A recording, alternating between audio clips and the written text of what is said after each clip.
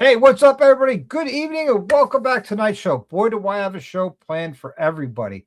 I have Les in the green room right now, but we're going to talk about Sturgis and the attendance at Sturgis. Everybody's screaming and yelling all over YouTube and all the social medias on how the attendance was low and how it was horrible. That, is Sturgis dying? Is it doing what?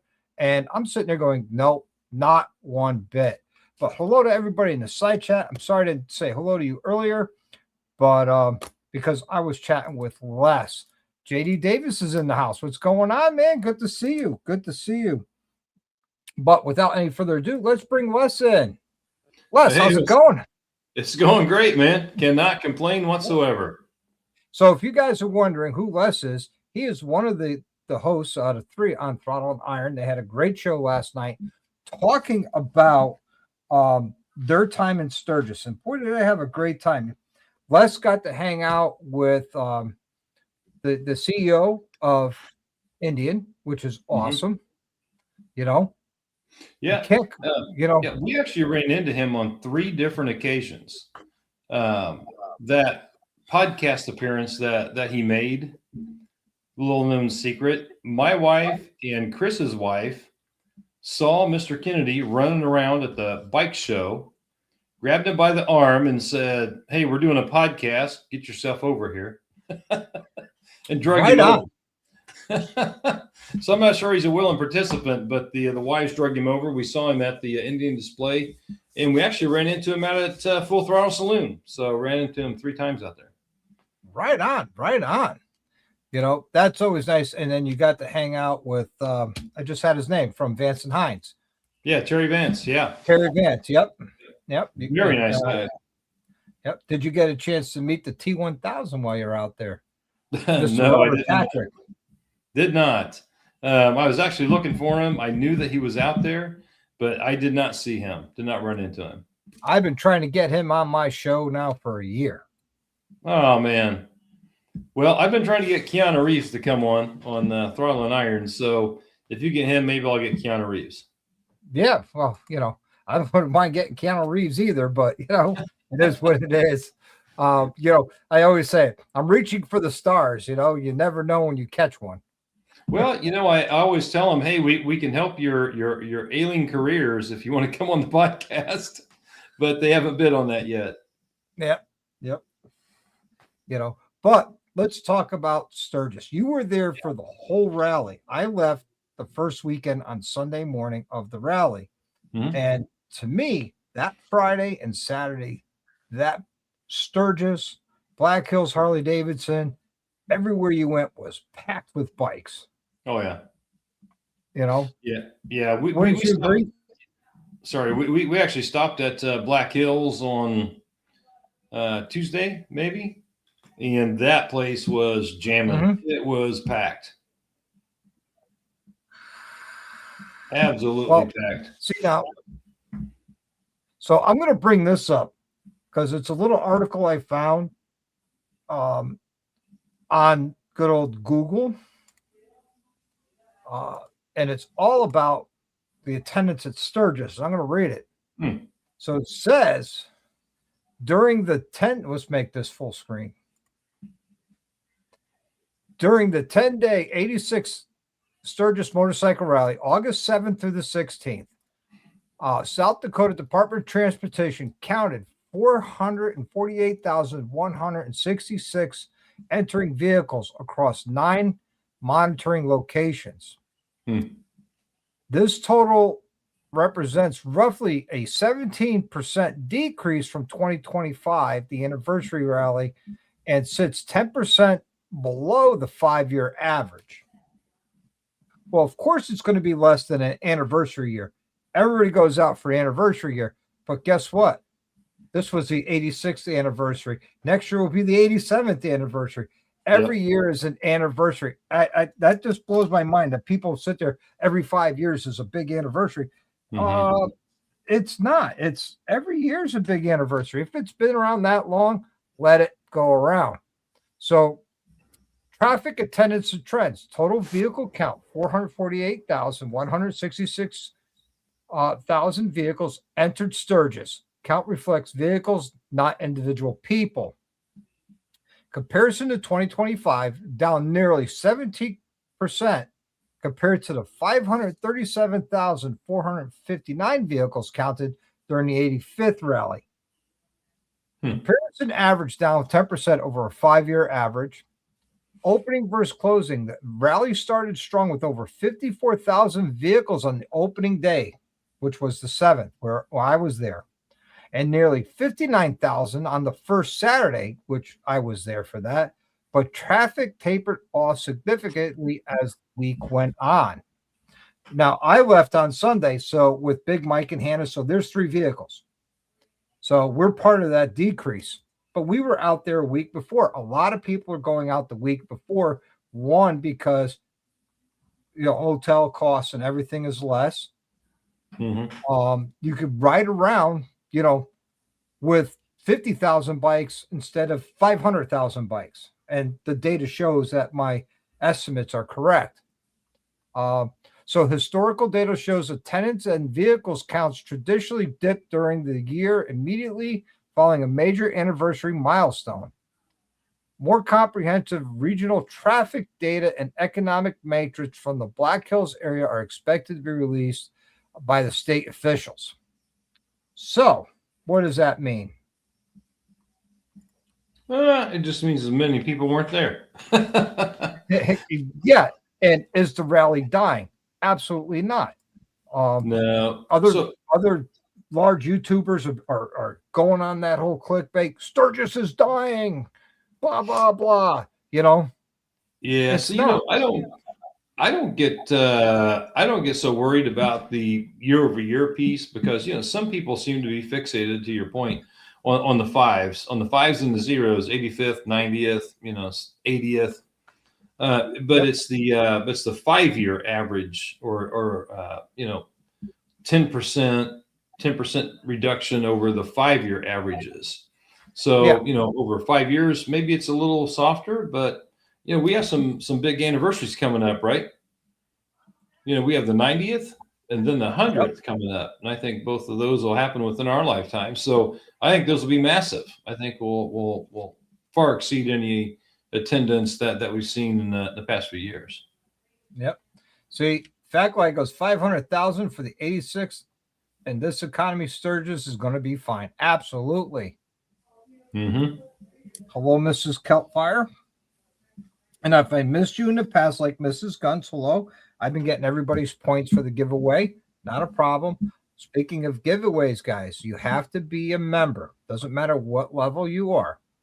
We're doing a mileage guess on how many miles I'll have on my new bike by the time we do the members only giveaway, which is the first Saturday in the Saturday before Thanksgiving in November.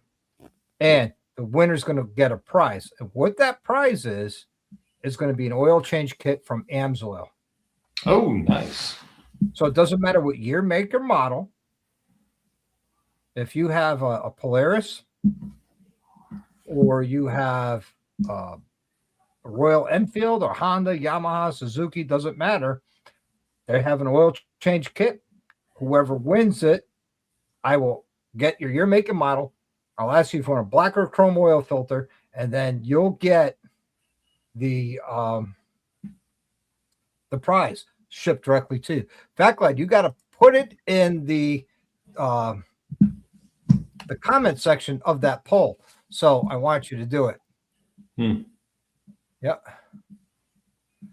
So that's where that goes. So that's a good guess, 11,400. And just so everybody knows, I started riding the bike March 8th, which was my birthday, with 1 mile on it. And right now I have over 6,400 miles on it.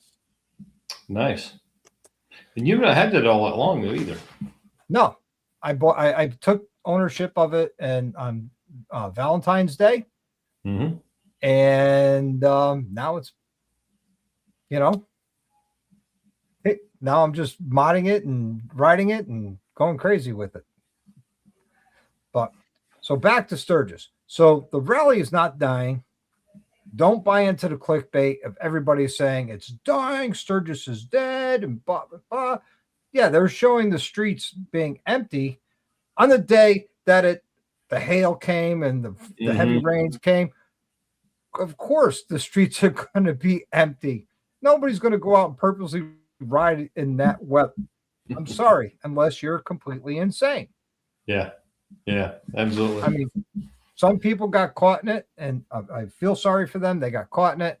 I wish they didn't, and I hope they're okay. Hope their bikes made it through okay, and their motorcycles, because we all know Harley Davidsons are motorcycles, and everything else is just a bike. What's the matter, Les? You didn't like that? No, I'm just looking at some of the comments. They were asking if the feed was frozen. Mrs. Guns is asking, is it frozen for y'all? Oh, okay. So, which brings us up to why Les is here tonight. We're going to be roasting Les's bike, because that's what it is. It is a bike. It's not a motorcycle. But because Harley Davidsons are motorcycles, everything else is just a bike. Oh my goodness! There we go. So before the figures lie, show, liars figure. There you go, Bob. Well, so before the show, Doc, I emptied out my IDFC folder. Do you know what that is? Yes. I emptied it out, so I have plenty of space to throw anything in there that comes my way. I'll put it in the old IDFC folder. Okay, got it. So your own brethren is saying roast it. They're looking forward to me roasting your bike. Nice. Thanks for the support, guys. I appreciate it. All the love and support in the room, Oh, holy shit. Here we go. Oh, there you go. Kel Ferris, check my post on YouTube about the mileage on his bike. Yep. It doesn't matter what level you are, as long as you are a member of the channel. It could be at the EMT level all the way to the surgeon level. Everybody gets one entry. You get one guest, and that's it. And the winner will get an AMSOIL an oil change kit, which is how many quarts of oil that comes for your bike with the filter and O-ring gaskets. So it's going to be good. So why don't we bring up your bike so everybody can see what we're talking about? Bring up that wonderful machine, man. Let's roll that beautiful bean footage. So it's a 2025 Indian Pursuit. While you're getting that picture up, I took possession of it on July 2nd of last year, and I'm right at 21,300 miles already. So yeah. I've ridden it quite a bit. How many miles you say? 21,300 since July 2nd of last year. Wow, you're crushing some miles. So this is Les's Chariot. It's an Indian. It's a Pursuit. And it's a very rare color of a black bagger. I mean, it's one of the hardest things you could find is a black bagger with chrome trim. I mean, how original. Seriously. Can you get any more original than a black bike with chrome trim and a bagger? Well, my Street Glide, oddly enough, was black and chrome. Another rare bike. Yeah, so I seem to have an affinity toward black and chrome. I don't know why. Yep. So we got a question for you. How many times did it break? You're Indian. It did not break at all. I did have a check engine light come on during the week, but the dealer attributed that to the Lloyd's tune, actually. They said that some of those tunes up in the higher RPMs, because I spent a lot of time above 80 miles an hour on this trip. They said that sustained high speeds like that tend to trigger a check engine light. So we had it cleared. It never came back. In the 1,200 miles home, never came back on. So it's funny how Indian calls it a pursuit. I mean, what are you pursuing? You're pursuing a I don't Harley? know. I thought the same thing. I mean, do they want to be cop bikes? Yeah. They're a hot pursuit. I mean, I don't know. I mean, we did you ever name this bike? Mm-hmm. Was it Sheriff Buford T. Justice? No. High-speed pursuit for over 400 miles. No. So I actually named it Heather. It's named after my wife. And can I say this on your podcast? Yeah. Because I like to ride it frequently. Well, I mean, I named it after my wife. hey, that's okay. That's okay. But I like Sheriff Buford T. Justice. And just remember, you could look at your bike after the check engine light comes on, and you could say, "When I get home, I'm gonna punch your mama in the mouth." Well, hey, fun fact: Chris has been begging me to ride on the back. And I told him, I said, no. I said, unless you ride backwards, put on a pink tank top and a wig, you're not getting on there. Yep. So he hasn't accepted that offer yet. But I know he's in the audience. I know he's in the comments. But he's been begging me to get on back of there and ride. Yeah. So, well, I'm going to cut this off real quick before you say, well, Indians are winning King of the Baggers this year. It's their turn. That's true. They seem to be taking turns back and forth, right? I mean, one year it's Harley. Since the start of the King of the Baggers, I think they have a collaboration taking turns of who's going to win the goddamn thing to help their sales. Yeah, I think so, man. I think so. I mean, you got a guy like Kyle Wyman who dominated last year, who can't even podium this year. Yeah, no, you're absolutely right. Talking to Terry Vance, when they had the race bike on display, of course, the Power Plus motor is the base motor that they use to build those bikes. Talking to Terry Vance, he invited us to come over and go through the engine facility where they actually build those race bike engines. Oh, awesome. And when I saw the race bike, the first thing I saw was that massive air intake that they have on them. That's on the correct side of the bike. Yeah, like yours is on the wrong side. Yeah, it's on the wrong side of the bike, and it's massive. I mean, it looks like an air filter you see on a Ford diesel pickup truck, right? I mean, the thing's huge. And I asked him, I said, "Are you guys moving that much air fuel mixture that you need that much of an intake?" And he says, "Oh yes, absolutely." And then he also told me that he would not take me into the head shop where they're actually doing the head work on those race motors. But he said, we'll take you in everything else but that. Yep. So they got something in the secret sauce that they're not giving up. Well, it's an interesting point was brought up. I don't know, but I see oil spots under that Indian. Don't tell me they were there before. So I was parked at a gas station in Greendale, Indiana. And there's oil spots all over the place. I can absolutely assure you that's not for my bike. Oh, man. Okay. You sure? Absolutely sure, man. I put JP Weld in all the seams so it wouldn't rake. Gotcha. Thank you, Cal Fire, for the 6 joules. I appreciate you, darling. Bob says oil spots under the gremlin belt. Yeah. Hey, but I actually put 2 gremlin bells on this bike just for extra protection. There you go. Because it's a Polaris. I mean, it is cooler. It is a cooler bike than the Slingshot, which isn't a bike, but it's still cooler than that. Yeah. And it's definitely cooler than those BRP Spiders. I'll give you that. Not much cooler, but a little bit cooler. Yeah. Now my wife Heather actually has one of the Spiders. And I know. And she rides the hell out of it. Oh, Jesus Christ. She's got over 24,000, almost 25,000 on that in just about a year and a half. She rides the crap out of that thing. Oh, yeah. I remember seeing her ride it in Mobbin, and she's riding the hell out of it. Yep, she does, man. So and I'm looking at it and I'm like, is that the reflection, or are you just trying to hide the name of it? I mean, are you embarrassed that it's an Indian?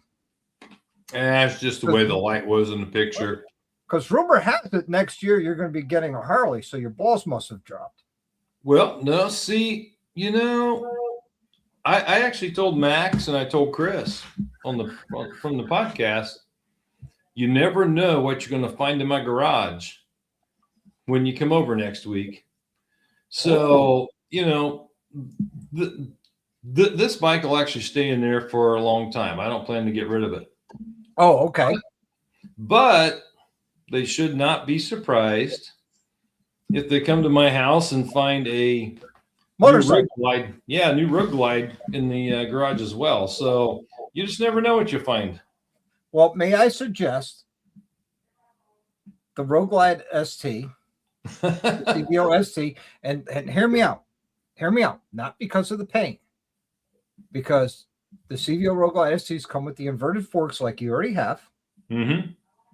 They come with canister adjustable suspension where you can adjust your rebound and compression, which are nowhere near as good as suspension technology as Black Hills, in my opinion. So that alone, that suspension and the radial brake, axial braking that you have, or radial braking that you have now, the CVO STs have the radial braking instead of axial braking. So you could be able to compare a motorcycle to a bike, which is an apple to apple, with suspension, with braking right off from the factory floor. Mm-hmm. So keep that in mind. If budget isn't a major concern, it's always a concern.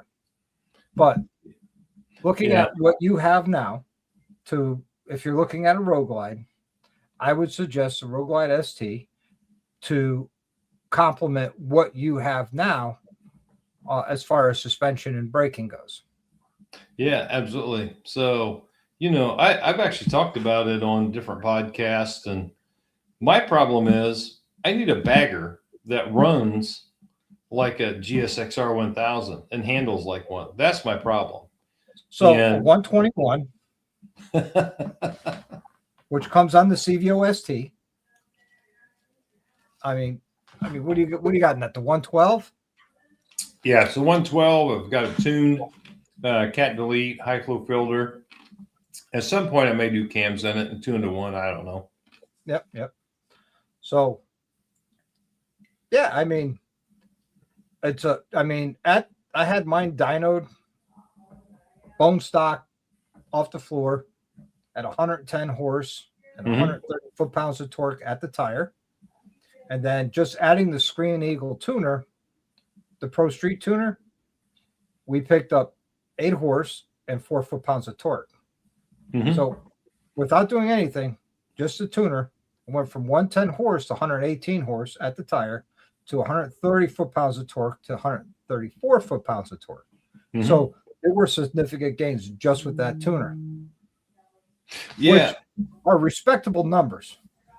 Yeah. My recollection is the Harley tuner is not overly expensive compared to some other, I'll say, performance options, right? Right. I did the Harley race tuner on my twin cam initially. That's you can't get that anymore, unfortunately. Yeah. The EPA kind of put the kibosh to that, didn't they? Well, it all started with the communist state of California. Because it was not CARB approved, and dealerships were selling them to people over the counter for street use and not a non-CARB approved component. That's when that whole lawsuit came out where they added speed limiters and Yep. Well, the speed limiter has been eliminated on this bike with the tune. And good. So it could go over 80 miles an hour. Yes. Yeah. On the part of the road that takes me through Mexico en route to Sturgis, we were 120 plus a few times. So nice. It's easy to do out there on I-90, man. No, it was in Mexico. Yeah, I-90 in Mexico. It's easy to do. straight for. We timed it. I said, Mike, I bet you that tower's 5 miles down the road. I was within 0.2 of a mile. It was 4.8 miles away, and it was just straight and level. And you could, as far as I could see. And the only reason why I couldn't see any further was it went on a slight downhill after that. Yeah. Yeah. Well, it's been taken out. There's no speed limiter on that bike now. I've not tested the top speed out on it yet. Yeah. Okay. Yeah. Well, we don't want you to do anything that would cause you any harm, because if you do, the Throttle Iron podcast might as well just hang it up. I mean, Max is great, Chris is great, but we're not all less. Oh my goodness. Well, Throttle Iron was listening, so I know they're listening, giving them a little roast too. I did tag you and Throttle Iron in the description for tonight. But I mean, sweet.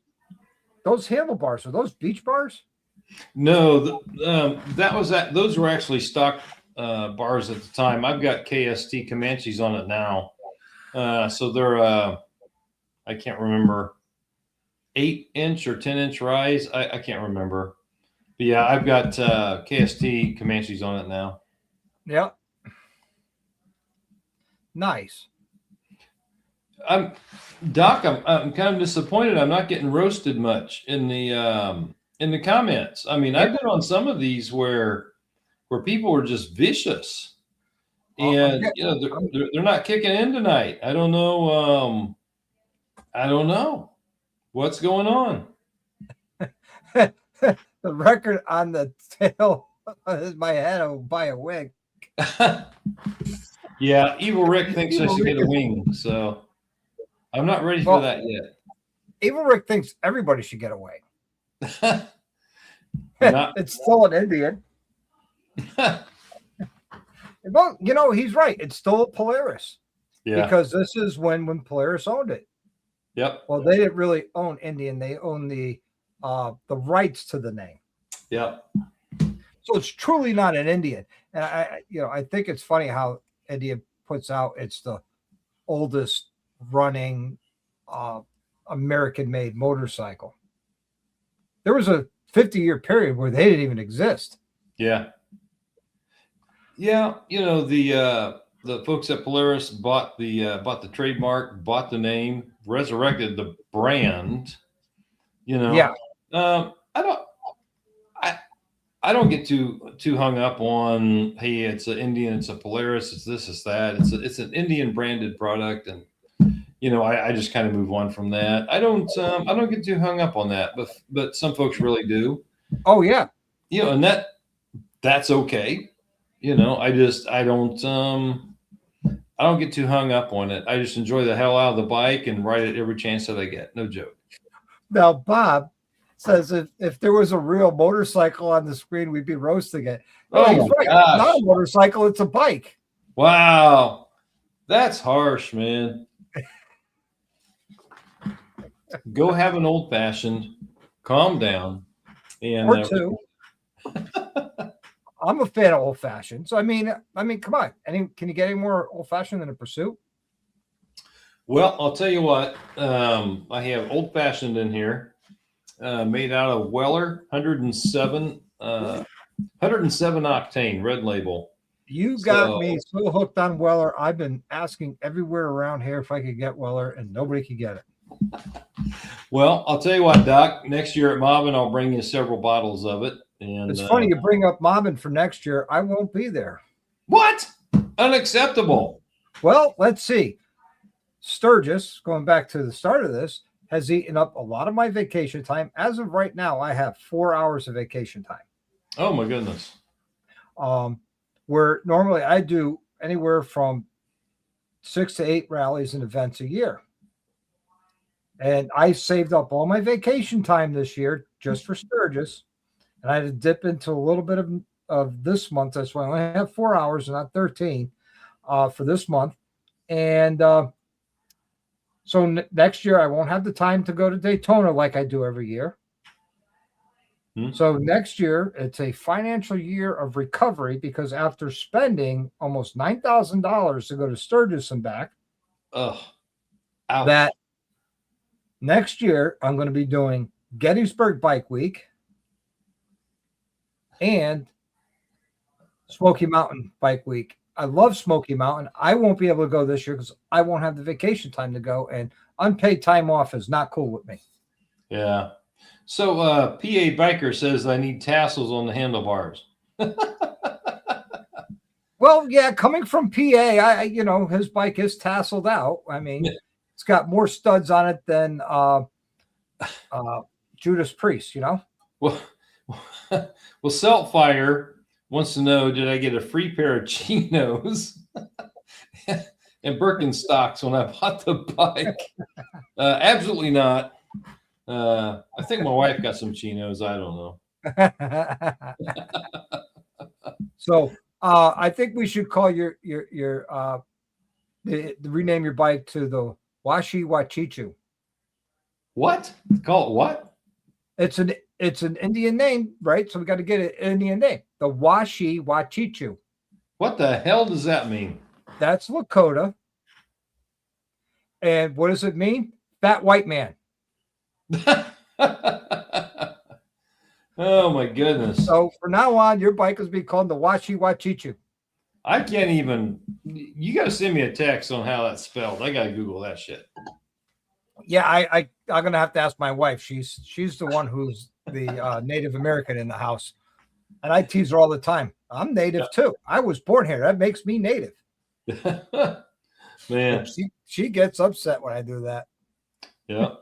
Yeah. Just take an L, Doc. All right. I'm still looking in the comments. I'm waiting to get roasted here. Come on, guys. Kick it up. Name it Kemosabe. Yeah. Well, there you go. I would encourage, folks out in the comments to go teepee creeping. Even if you don't come out with an Indian, at least you've gone teepee creeping, right? Yeah, I mean, it looks like it needs a nose job from XAN Biker. Meanwhile, he's got the Goldwing with one of the biggest schnozzes on the front of it. I'm just saying. Oh my goodness.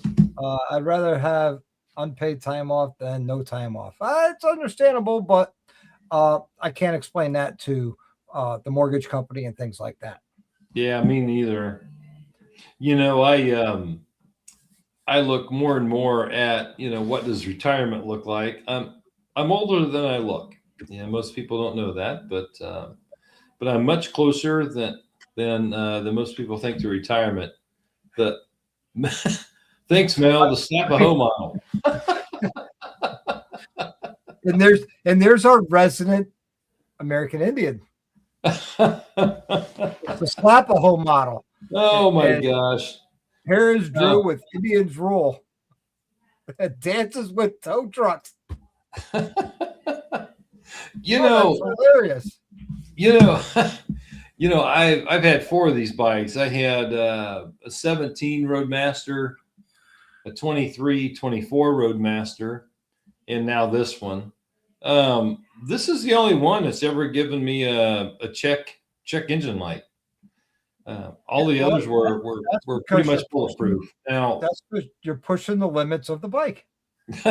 Now, I do have to say the 3 Harleys that I had, none of those ever left me on the side of the road either.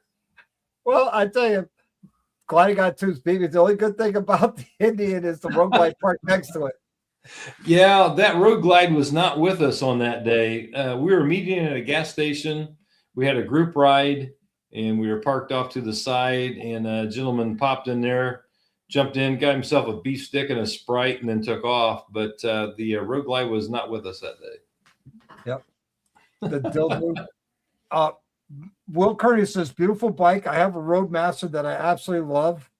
What's up, Will? Yeah, he loves his Roadmaster. Every time I see him, he's on his Road Glide. Yep. Well, I've had 3.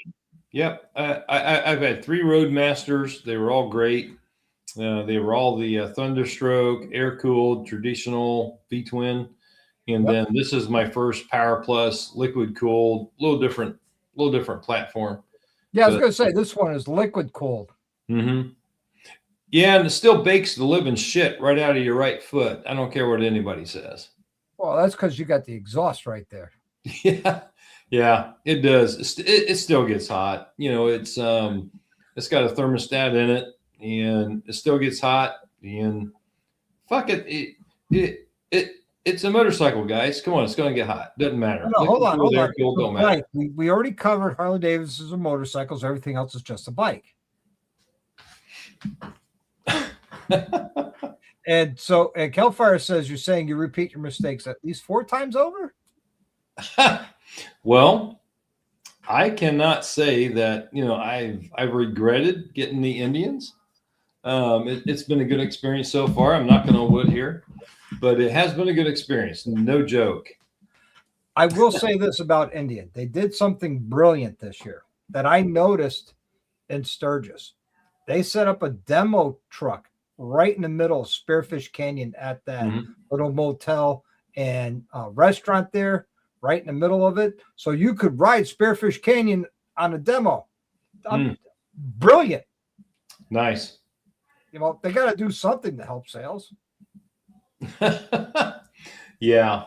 They absolutely need to turn some more volume for sure.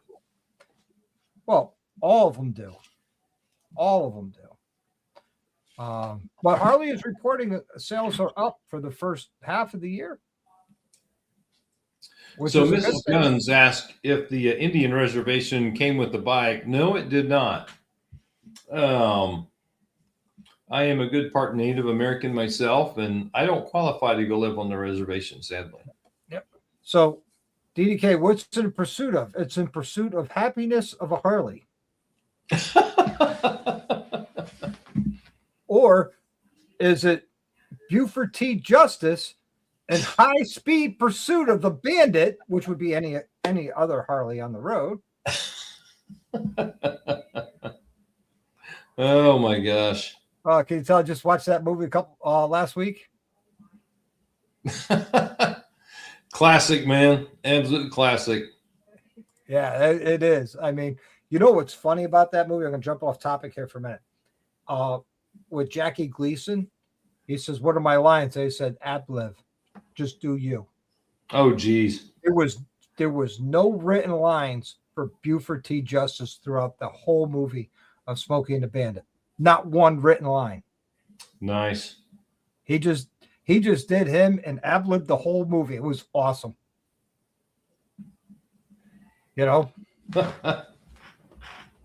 It's like it came from a completely leather vest in a midlife crisis. I wish it came with a complimentary leather vest. I had to go buy that stinking thing, man. It cost me money. Oh, let's see. Are we going to see more Indians at Mobbin next year, or did scare them away? You did not scare me away. No way. My game plan is to be there next year. Absolutely. Rain, shine, whatever. I mean, back of the dragon, the head of the dragon, that whole area of West Virginia was amazing. Had a phenomenal time at Mobbin. I mean, Les and I got to sit there and drink by the fire together, which was worth the price of admission. We did. It was a great time. I love Mobbin this year. Yeah.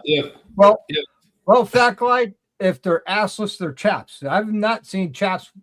If they're not assless, then they're leather pants. The village people chaps. The village people bike. There you go. That's the Indian from the village people. I see. We're figuring it out. It's in pursuit of my God. YMCA.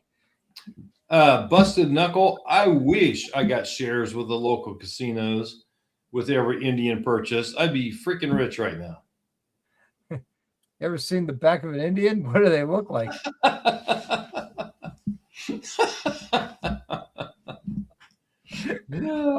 Hola, Tito. Oh my gosh. That's hilarious. Yes. I mean, that Indian head on the front, Are you sure it's an Indian head, or is it just a mold after somebody with wrinkles, an old person?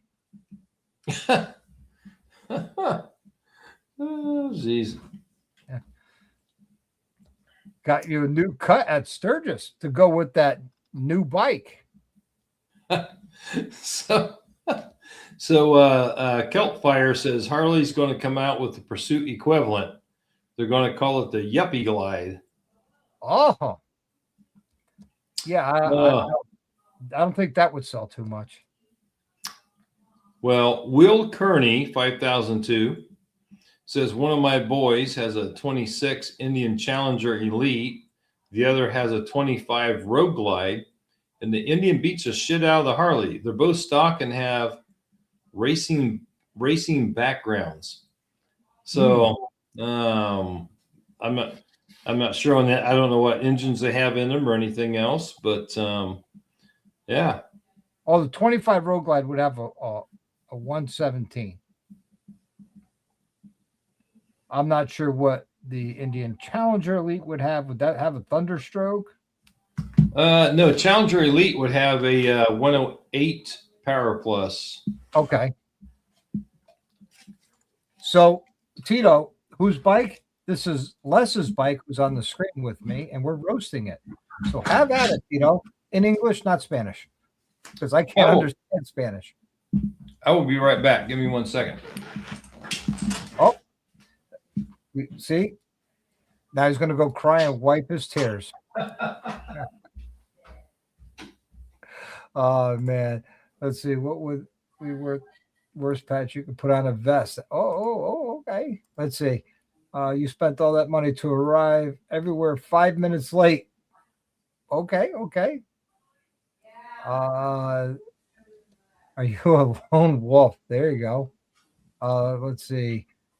Busted photo coming. Oh, I don't get a photo. The hell? I want a photo. Oh, 112. Okay. But like I said, it's Indians' turn to win this year, King of the Baggers. Oh, wow. Okay, Tito. Coming from a man who he has a Harley and his wife has a Harley. He says they're a better motorcycle. Oh, drive safely, Jack. Get home soon. Get home safely. We'll see you when you get home. Oh, thank you, Stacy. Thank you. But, all kidding aside, it's a beautiful motorcycle. He does crush some miles with it, even though it's peeing itself parked next to a Harley.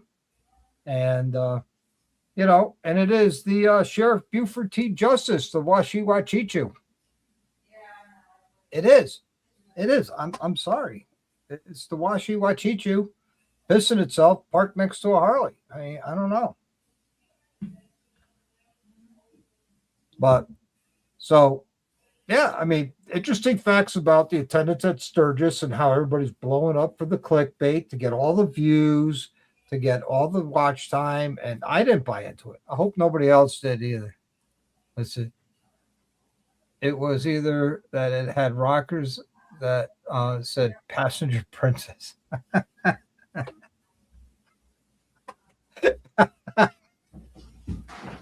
That's funny. Oh, man. So Les is back. So Les, I figured out why the oil spots are under your bike. I can't believe you guys are so mean. So I figured out why the oil spots are there. Would you like me to elaborate? What's that? Would you like me to elaborate why those oil spots are there? Sure, go ahead. The Harley pulled up next to you guys and it pissed itself. Good Lord. Oh, man. But all in all, it is a beautiful bike. I mean, it gets you from point A to point B reliably. It is the rarest color out there, gloss black. So it is a beautiful bike. My 17 Roadmaster was black and chrome.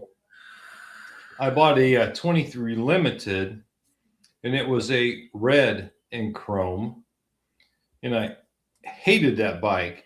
it was a good bike for somebody, but just not for me.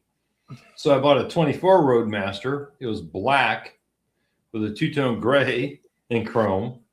And now I bought this 25 and it's black and chrome. So I don't know, seem to have an affinity for black and chrome. Now, Mr. Chris Venus says, I hear the exhaust from Indian smell like lube and regret. I don't know. It might smell like Klotz oil. I don't know. I could tell you, Harley exhaust smells like stripper glitter.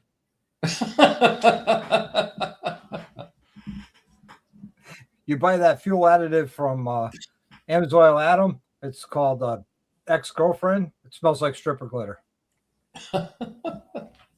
Oh, my gosh.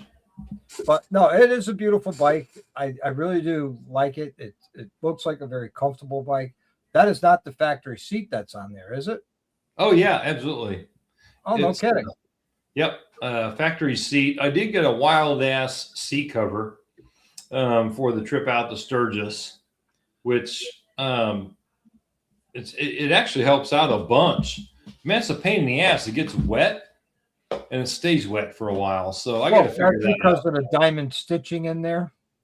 Yep. So that's where the water goes. You could waterproof a seat as much as you want. If you got stitching in there, it's got. If it rains on it, it's going to get soaked. Yep. Nobody can do about it. I don't care who makes the seat.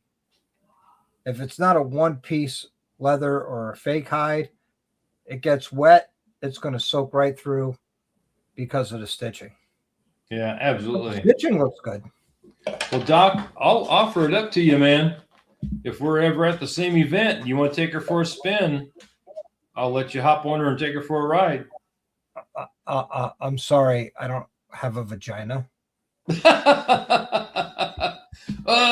probably the worst roast, the harshest roast of the night right there, man. Wow. What I mean to say is, as I grew up, became a man, my balls dropped, and my wife doesn't keep them in her purse. Oh, yep. Man. Woo! Yep. And Gliding on Twos points out the biggest complaint for Indian owners or anybody looking to buy an Indian is the dealer network. They are so far and in between. Yeah. I know of one dealer in the state of Connecticut, and I don't think they're here anymore. So I mean, that's Indian's biggest downfall right now. Yeah, there are a lot of concerns and comments and things out there in the general public about that dealer network. I know Mike Kennedy is focused on that, the new CEO of Indian, to expand that dealer network and get things where they need to be on that. So I hear you loud and clear. Now I'm going to knock on wood when I say this. But, I haven't needed the dealer network. I haven't had to pop in and have dealer services. The check engine light is the first issue I've had with any of the Indians that I've had. Yep. So starting with the 2017. But, not to say that we don't need more dealers out there. I think we absolutely do, and they do have a lot of work to do. I mean, you go across any major interstate, you'll see Harley Davidson's dealerships right off the highway. Oh yeah, yep, absolutely. I mean, when I go down to Daytona, I see one Indian dealership right off the highway, and that's in Savannah, Georgia. So if I had an Indian, if I had a problem traveling to Daytona Beach, I would have to hope I can make it to Savannah, Georgia. Yeah, there are several along the way. You've got Knoxville, you've got Music City Indian. There are several along 95 corridor. Yep. There are several in North Carolina, South Carolina, but you're going to get off that corridor. You're going to have to get over, and you're going to get to them. So, again, I think Mike Kennedy. I know Mike Kennedy is focused on the dealer network. And expanding that and getting additional services and things available. So I think there's more to come on that. It's going to take some time, but Will they be at the level of Harley is? Yeah, probably not. But will it be better than what it is today? I think that it will be. Well, I mean, adding one dealer to the dealer network would be better than what it is today. Sure. The problem is getting somebody to invest and to buy into the franchise. That's the hard part. Yep. You know, DDK said it looks like it has a 12-gallon tank. So that's cool. Yeah. The tank looks very large. It's 5.6 gallons, I think it is. Yep. Okay. Here's a question. Did you ever have any clutch cable issues? I have not. Now, I do all my own maintenance. I do all my own oil changes. And one of the things that I do, I actually lubricate the cable ends and things like that. So I do maintenance on them, but I've not had one break yet. Oh, there's one in Vernon, Connecticut. Right on. Did not know that. I knew there was one in Danbury and they closed. Mm-hmm. And I know one up in Springfield, Mass. And I don't know if they're still open. What's up, Dying Breed? He said it's a sweet looking ride. Yeah, thanks, man. I mean, I wish Indian would update the infotainment system that's been in the bike for what now? What, 8 years? Yeah, it's been a long time. The ride command could definitely use some work. Now on this particular bike, I did get the upgraded stereo system, the 6-speaker system, the power band, and it's 100% better than the stock 4-speaker system. You can actually hear this going down the interstate without distortion, and it's much better. Excellent. But the ride command has been a consistent concern with riders out there in its performance and its functionality. So I think there's a lot of improvement that can be made in the ride command specifically. I see Dying Breed asked if we talked about the heat of the motor yet. Have we noticed a significant heat difference? I had 3 power Thunderstrokes prior to this. Of course, they're air cooled and there's a significant amount of heat. I still get a significant amount of heat on the right side of this particular bike, and it's liquid cooled, of course, but it's a motorcycle, guys. It's going to have some heat. You got an engine sitting between your legs, and it's going to generate some heat. But this one, the right side seems to be a little more concentrated than the left. Yep. So Busted says he's got 2 Indian dealers within 100 miles, 6 within 150 miles, 8 Harley dealerships within 100 miles. Mm-hmm. So there is a huge saturation of Harley Davidson dealerships in the country versus Indian, and that's no big surprise to anybody. I mean, Indian wants to make themselves so inclusive that they don't put a lot of dealers around. Yes, I am aware of that. The service manager and the parts manager left Hartford Harley and now working for Indian. Wow, he went teepee creeping. Yeah. We're going to go to demo rides for Indian. I really like them. Right on. But that Indian still uses analog digital mix. Yes. Where the 24 is newer, it's all digital, which I like the all digital. I'm a tech guy by trade, so I like the technology. Hey, Tiger's in the house. What's going on, Tiger? When I bought this bike, you were talking about tech, the digital dash, analog dash. I don't get into that stuff too much. when it came into the portioned braking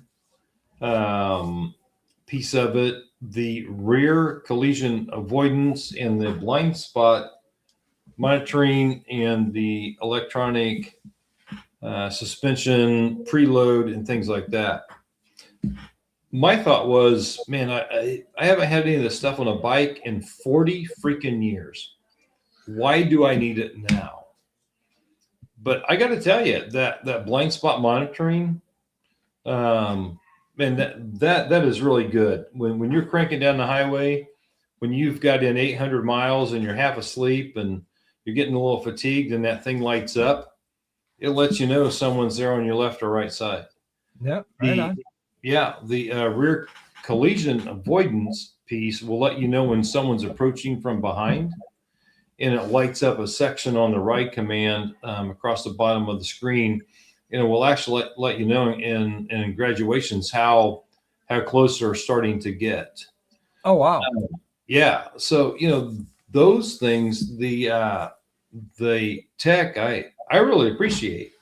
And when I got it, I was thinking, man, why do I need this stuff? But after having it for a little over a year and using it in the real world, I really like it. Yeah. Well, it's like the RDRS and cording RDRS on Harley. I mean, everybody's like, I don't need that. I know how to ride. Well, I know how to ride too. But you know what? In the ABS and quartering and straight on, that's a huge help. Absolutely.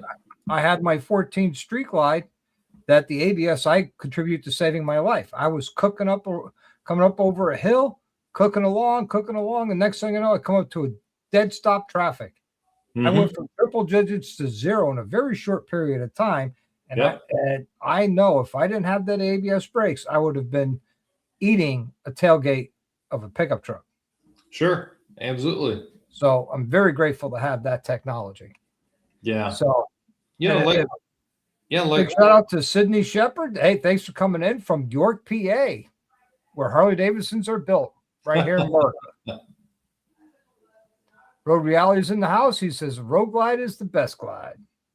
Yeah. Hey, Road Reality, like I said, man, you never know. You might show up in my garage and it might be a Road Glide. Like one day you might find a Royal Enfield in my garage to complement my motorcycle.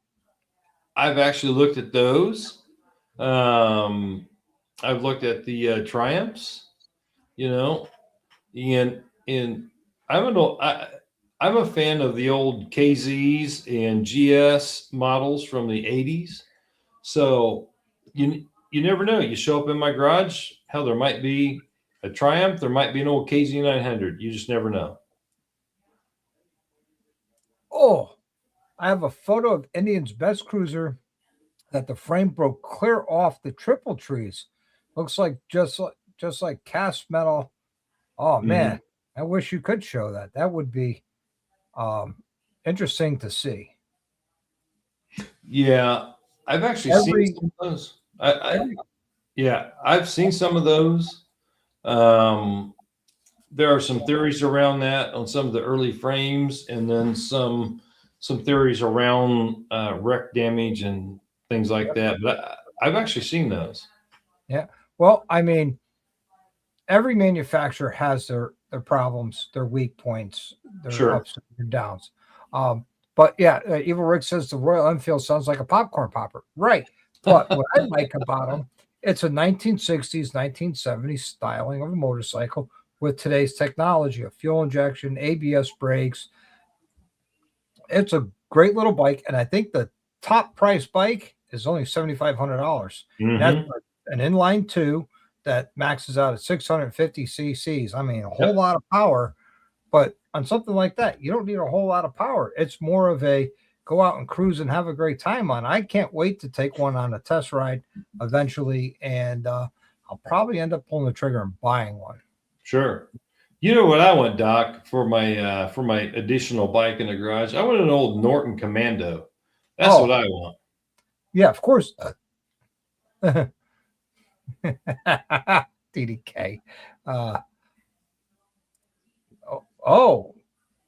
Okay. I have the photo. You can look up, see it. Right on, Sydney. I'll definitely take a look at it and see it. I've seen pictures of it on the socials years ago, but I mean, it wasn't from the one I saw. It wasn't from an accident or anything. It was just failed manufacturing, whether it was a frame made on a Friday night or a Monday morning. That's what I contribute that to. It happens. It happens. I mean, Harley's got their problems, and I commend them for publicizing all the recalls. Not a lot of manufacturers put the recalls out there for the public to see and criticize. Oh, yeah. Harley's got another recall. I mean, it happens. Yeah, if you go on the NHTSA website, you can find all of the recalls, and it's shocking. Every manufacturer has a recall of some sort, right?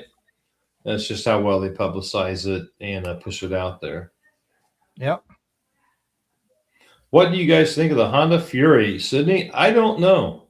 I can't say that I've looked at that model. I can't honestly say I can either. Awesome. That's good stuff. I'll book from the 28th to the 30th. Awesome. I'm not going to put out what that means. Unless he wants to let everybody know, I'm not going to put it out, but I know. That's awesome. Well, now I wanted to know. I have no idea what the 28th through 30th means. That's the end of the month. Oh, man. I want to do some Google work.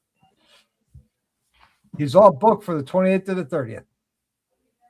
I was hanging out with Brock quite a bit down in Sturgis during the pre-rally. We logged a lot of miles. He was there riding with me in the Badlands, up in Spearfish Canyon, through Needles Highway, on and on and on and on and on. It was awesome to hang out with 701 Traveler and Corey and Chris and Missy, which you guys rode out to Devil's Tower with. Great couple there. Great couple. Yeah, absolutely. All right, Sydney, have a good one. Good night. Thanks for coming in and hanging out. Really appreciate you.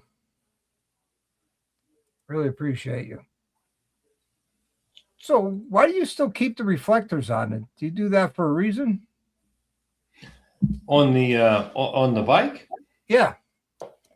I don't get too hung up on that stuff. Usually that's one of the first things I take off. Yeah. I don't get too hung up on it. I concentrate more on exhaust and handlebars, air filter, those kinds of things. I don't know. Just never really worried about it too much. Yep. I could peel them off of there, though. It's sitting in the garage right now. I could peel those things off and clean it up. I need a couple of reflectors for my wife's Honda Rebel. So you take them off, put them on her bike, huh? Yeah. She's got a Rebel? I like those. Was it the 250 or? Yep. Yeah. So for those out in the comments and the folks watching, my wife has well over a couple 100,000 miles on the back of my bikes. Well over a couple 100,000. And she says, I don't want to be seen on this bike anymore. I'm going to get my own. Yeah. Well, she, a couple years ago, she said, I want to take the balance dynamics course, which is the motorcycle course here in Kentucky.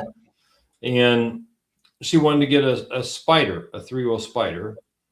So I said, okay, cool. I'm not going to try to tell my wife no. She would probably poke my eyes out if I did. So at least. Yeah. So, she took the course. She got her endorsement, and she bought a Spider, and she's ridden the living crap out of it. So, awesome. Yeah. So this spring, she said, "Hey, I want to do the 2-wheel course and get my, I want to pass the 2-wheel course." So she went and did the 2-wheel course, and passed it, and she wanted a motorcycle, and I said, well, I'm getting something cheap. So I bought a Honda Rebel that needs some work. And I've been doing some work to it. I think here over the next week or so, I'll have in pretty good shape. And she's going to run that thing around. And if she decides she wants something a little bit bigger, I'm probably going to look at a Sportster or something along those lines. And well, Harley's coming back out with the 883.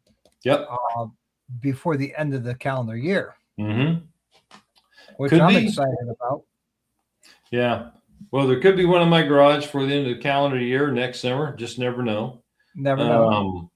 And start working her into a little bit bigger bike and something that she could actually do some long distance riding with.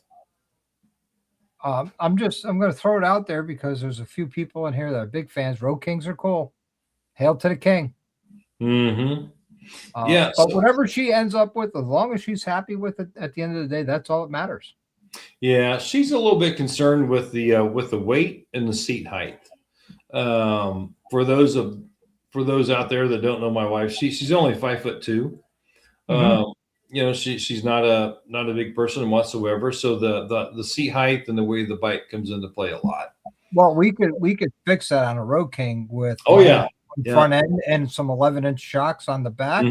And we put that thing down low enough where she could flat foot it. Well, that's what I've been trying to tell her is, if you get something along those lines, get something that has the engine and transmission, the drivetrain, where you can upgrade it a bit, lower it, and make it so you could actually travel on it, right? Yep, and something that's got storage. Yeah, I mean, soft bags are cool, but I mean, you really can't travel any distance with soft bags. Right. The hard bags make all the difference in the world when you're traveling, hands down. And if you could put a trunk on it, that's even a bonus because, she'll have her own storage. She won't have to use yours anymore. Yeah, thank God. Oh my gosh. Yes, in the description, I do have. I mentioned them with the @ sign in it. His channel is Throttle Iron on YouTube.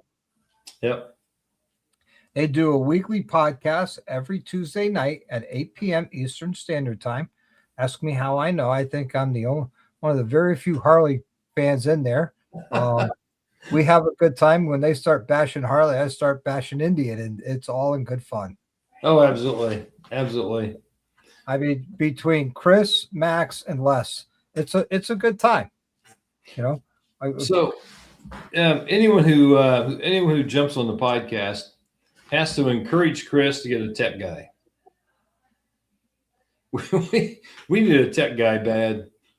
Yeah, and you got to get Max out there to other events and car events. Just saying, Max, if you're listening, you got to show up to some motorcycle events. You can't just do car events. Well, Max did the Legends Never Die tour. To his credit, he rode from Chicago to Santa Monica, all of Route 66. He did the entire tour. Nice. Max actually has my 24 Roadmaster that I traded in. Yes, I remember. And he rode that all the way out to Santa Monica, Chicago to Santa Monica. So he does some long tours. Max is retired, so he has to be a little more conservative with where he travels to and where he allocates his funds. So that's understandable. Oh yeah, but I can still break his stones about it. Oh man, Dying Breed just subbed to your channel. Awesome. Fantastic, man. Thanks. Absolutely appreciate it. They are some great people. I met Chris and Les at Smoky Mountain Bike Week for the first time last year. They just got off the what was that? The Foothills Parkway. Sierra Hollow Skyway. They got soaked. And you guys got soaked. They look like drowned rats over there at the Foothills Mall. Yeah. And then the next day we ride it and it's dry. Fun fact, I've never ridden the Cherahalla and not gotten into some kind of rain. I was down there a few weeks ago. I met up with some folks down in Maggie Valley, We went through the museum. We had pancakes. We did all that stuff, and then we went our separate ways. And I decided I was going to ride the Cherahalla, and I rode in one direction, and I got rained on at the tail end of it. Turned around and got rained on 2/3 of the way back the opposite direction. So I'm holding my record so far. I've never been on Cherahalla and not been rained on. Well, remind me never to ride with you in the Cherahalla. You'll get wet, man. Guaranteed. Good night, Mrs. Guns. Have a good evening, darling. But yeah, I don't like riding in the rain. If I get caught in it, I get caught in it, but I'm not going to purposely go out and ride in the rain. Just saying. Yeah, Doc, I got to tell you, this year, for whatever reason, I have ridden in more rain than I have in the last 5, and that's no joke. I started out 3 different trips in the rain from my house. In rain gear, I've ridden in more rain this year than I have in the last 5. Yep.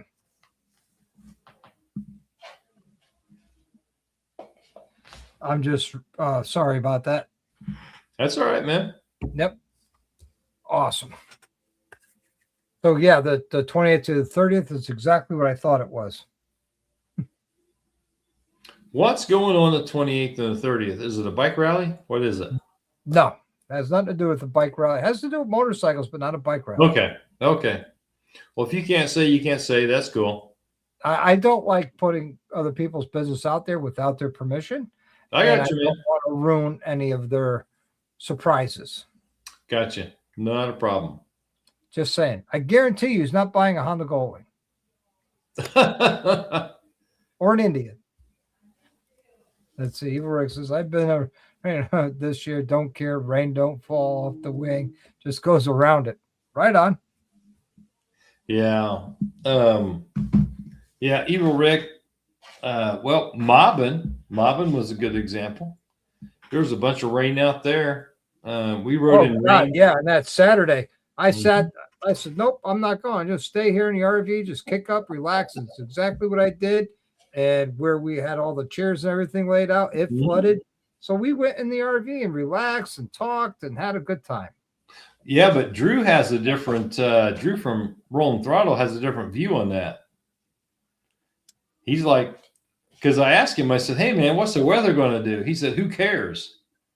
He goes, I'm going riding. Weather's going to do what the weather's going to do. I'm going riding. And we did. Yep. We rode all afternoon, had a good time. Yeah, and you only got a sprinkle or 2, I understand. Yeah, it wasn't bad. Campground got soaked. Yeah.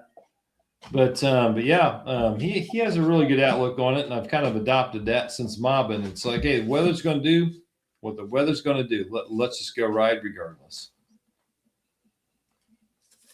Oh, right on. Hey, Bill, good to see you. Getting back to the swing of things at home. He was out there in Sturgis. I got to hang out with him for a little bit. And Stacy and Fat Glide and DDK and his beautiful bride and a few others. A great time over there at the Airbnb. Bill made steaks. They were delicious and very, very good. Stacy goes, you think you were hungover Saturday morning? No, you weren't drinking at all. Nobody was drinking at all during mobbing at night around the fire. At least if they don't remember anyway. I remember. The bottle of Weller came out. Yeah, absolutely did. Absolutely did. Bottle of Weller. That didn't last long in this house, by the way. Well, like I said, the next time that we meet up, I will make sure you're taken care of on that. Yep. I'm going to share a picture with you. So and everybody, because while we were in Sturgis on 385, there was this gas station kind of pull off. It had vendors and all that in there. It was kind of an old time gas station. And I know you're not a very big fan of this beverage, but it was a 3-liter bottle for $100. Unfortunately, I did not have the storage in the saddlebags to take said 3-liter bottle with me. And Mel was as happy as she can be holding a 3-liter bottle of Jack Daniels. Oh man, buy in bulk cost you less. Well, that bottle was only $100. Yeah, Could that's you believe it? I would have bought like 3 of them. They only had the one. Oh man. They only had the one, and I wish I got it, but I didn't have any room in the saddlebags for it. And I was like, because that'd be good for 3 months. And in this house. 3 months, 3 liters. Yeah. That's like 3 weekends. Well, see, I don't like to drink to get hammered. I like to drink to relax and calm down. Yeah, and, yeah. Gotcha. That's a one-nighter for us, Bill says. Wow. Yeah. Love your liver. Overachiever right there, man. Shazam. Yeah. About that. So while you were out in Sturgis, did you do any upgrades to your motorcycles? I did not. We rode out there and rode around and rode it back home. I did not do any upgrades while I was there. So you saved a lot of money by not doing any upgrades.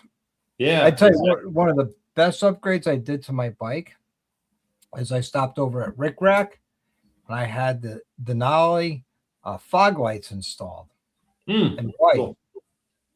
Each fog light's a 4-light pod, 3,700 luminous each. Oh wow! Wow! So people can see you coming. they some bright son bitches. Yeah. Well, the problem is you're going to have people flashing you during the middle of the day. They're going to be flashing you because your lights are so bright in the middle of the day. Yep. I had them on when I first had them done, and Big Mike 135 says, "You are not riding behind me at night with those things on. Those things are blinding me during the day." Corey, who's got a Shark Demon headlight, was leaving the campground, and he turned his bike on, and his headlight was shining. And I said, "Well, I wonder how much brighter these are." And they washed out. He couldn't tell his Shark Demon was on. He hit the high beam. He still couldn't tell. Yeah, I've not done. I did not do any upgrades out there at all. I have some things planned for a future state, but I did not do anything while I was out there. So he built the double, not the quad, when he was out there, which is awesome. I did put an order in with Advan Black with a surprise. So for some carbon fiber parts for the bike in the red carbon fiber. I think that'll look great on my bike. So we're just waiting on the shipment, 4 to 6 weeks for shipping for the red carbon fiber. I understand why they don't stock it, because carbon fiber is very expensive to make. It's one at a time. It's not mass produced. And to do the red, it's a one-off. Not a lot of people would be, but they offer it. So I was like, let's do it. So I'm waiting on that. I'm waiting on some other stuff from Advan Black, like their tank cover, fender cover, and their saddlebag stand. I'm waiting on that stuff to show up, and my tour pack still.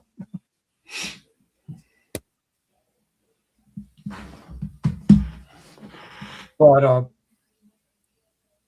so at Sturgis, you guys were there for the whole rally, huh? You got there on Sunday. Yeah, we actually arrived on Saturday afternoon in Rapid City. We had some dinner plans with TNA Carbon Fiber, and was with dinner with them and several folks. But then Sunday we were there. We did a 3-hour podcast from Indian Sturgis Motorcycle, and I had a bunch of different people come on just at random on the podcast. You had Jeff Rips on? Yep. Yeah. Jess Rips was on. Who's the trike manufacturer? Harley Davidson. No, it's an aftermarket trike manufacturer. I can't remember. Rankin Trike. Yeah, they do conversions, and they'll do Gold Wings, Harleys, Indians. Gotcha. That gentleman was walking around and came on. Mike Kennedy, Folds of Honor, the head photographer for Indian marketing was on. Mike Sampaio was on for his lighting. I'm trying to think of everyone that came on. We had so many people kind of rotating. Do you have anybody from Tab come over? Because they were right across the street from Indian. Nope, Tab did not come over. We had a gentleman there had a Indian Challenger that had a turbo kit put on it. Was interesting. He was pushing over 200 horsepower out of that thing, and I told him I wanted one, and he had a one off. So I don't know if I ever get one or not, but that seems like a whole lot of fun. Well, talk to Forever Rad. Yeah, but we traveled to Rushmore, Crazy Horse. We did Needles Highway, Custer State Park, Badlands, and Devil's Tower. Yeah, we were all over the place. We spent some time downtown, walking around, Full Throttle Saloon, did some sightseeing, things like that. So yeah, we had Deadwood. We did not make it to Deadwood. You missed out a good distillery, Deadwood Distillery. Mm-hmm. Yeah, unfortunately, we just ran out of time. Really, we had about 4 days, 3.5, 4 days. Yep. And kind of ran out of time. But next year we'll catch all that stuff up. Yep. So we have a question, and I believe Bill's saying, why did they, being Indian, have such a small footprint and presence? I can answer that, and correct me if I'm wrong. Indian didn't want to have a big presence at the rally because they're pushing the riding experience, not the rally experience, and they want people out there riding and not rallying. They had a pretty sizable display on Spearfish Canyon. Well, they had a pretty sizable display there on Lozelle, about a block from Harley. So it was pretty good size. I think they had a pretty good presence there. I don't. Yeah, they had that display. They had the dealership, which is right there in Sturgis, plus the test rides right there in Spearfish Canyon, which I thought was brilliant to put that there instead of right downtown Sturgis. I mean, you could ride it and get some clutch therapy, or you could go to Indian, ride Spearfish Canyon, and have throttle therapy. Mm-hmm. Yeah. I thought they had a pretty good presence. Now, was it as large, maybe, as Harley? No, not. It wasn't, but I think they did have a pretty good presence there. Yeah, I mean, they never really have that large of a presence at any rally that I've noticed at the rallies I've been to. We actually talked to Terry Vance and the folks about that at the Indian booth about expanding their presence and their offerings at rallies and at races and things like that. And they said, well, we can't do everything at once, so we're going to do what we can, and we'll expand over time. So because all that costs money. Mm-hmm. Yeah. So I actually worked in a sales group with a couple of prior companies, and we did a lot of trade shows and things like that. So I am somewhat familiar with what it costs to subsidize one of those booths in one of those spaces. Man, it is a bunch of money to put on a spread like Harley does, or even like Indian did on Lozelle. That's a bunch of cash. Yeah, or Main Street. I was talking to my friend who owns Inferno USA, Mm-hmm. and he had two places right there at One Eye Jack's, two booths right Mm-hmm. there on Main Street, and it's primary premium real estate during the rally, Mm-hmm. and he paid a premium price for both of them. Oh yeah. I can only imagine for the two booths, and they're like maybe a 20 by 20 or a 10 by Mm-hmm. 20. Yeah. Yeah. And I can imagine it was well over 10 grand per spot. Mm-hmm. Yeah. So when you start looking at spaces, like Harley has, or even like Indian has there, you're talking, hundreds of thousands of dollars to get the space and to put that on. And then you've got to pull in, 3, 4, 5 semi trucks. You got to put the displays out, the personnel, tens and tens of thousands of dollars to do this stuff. So, Eli from Maria's Headbands had a Mhm. 10 by 10 spot outside of Iron Horse on Lizelle, and that was 5 grand yep, I believe it. for a 10 foot by 20, Mhm. 10 foot spot. Mhm. I mean, I absolutely believe it. plus the permits, Mm-hmm. and they're very strict on their permits. If your permit sales dates are from this day to that day, Mm-hmm. if you sell a day before or a day after, and they got people there looking, you're going to Mm-hmm. get hit with a hefty fine. I think it's like either about $5,000 fine. Oh yeah. Well, welcome home, Jack. I'm glad you're home, and thank you so much for the your super chat as always, sir. It's always great to have that. Thank you so much. It means so much to me that you do that. Mm-hmm. But yeah, I mean, I really enjoyed that rally. It is the mecca of all rallies, or as I like to call it, not a homecoming, but a pilgrimage. If you're a rally whore like I am, it is a pilgrimage to go to Sturgis. Unfortunately, it's so far away and so costly for me to go that I can't afford to go every year as far as, time off from work. I mean, if I saved all my time starting this month till next year, yeah, I could go to Sturgis. Or I could do a bunch of small events, travel Mm-hmm. more, and see different parts of the country. Sure. Like I wanted to go to Smoky Mountain this year. I can't go. I don't have the time off. But I'm definitely going next year. I didn't go to Daytona this year. I didn't go to Gettysburg. I didn't go to Ocean City. Didn't do a lot this year because of Sturgis. And for me, I have always said it is a big time and financial commitment to go. Mm-hmm. And I'm sure it is for you as well. Mm-hmm. Absolutely is. I commend everybody that goes year after year after year, that they have the time and the money to go. God love you for doing it. I can't do it. I wish I could do it, but I don't hate on you for that person for doing it. I'm envious of them that they could do it. Yeah. The biggest thing for me is the vacation time, and being off of work and trying to get out to it. So, Evil Rick says, Eli says $1,000 fine for early sale. Is that what I'm seeing? Yep. So if he's going to sell, like my wife got 3 headbands from him for $50. So you're going to sell 3 headbands for $50 and get hit with $1,000 fine? Yeah, I wouldn't open up early either. Yeah. Yeah.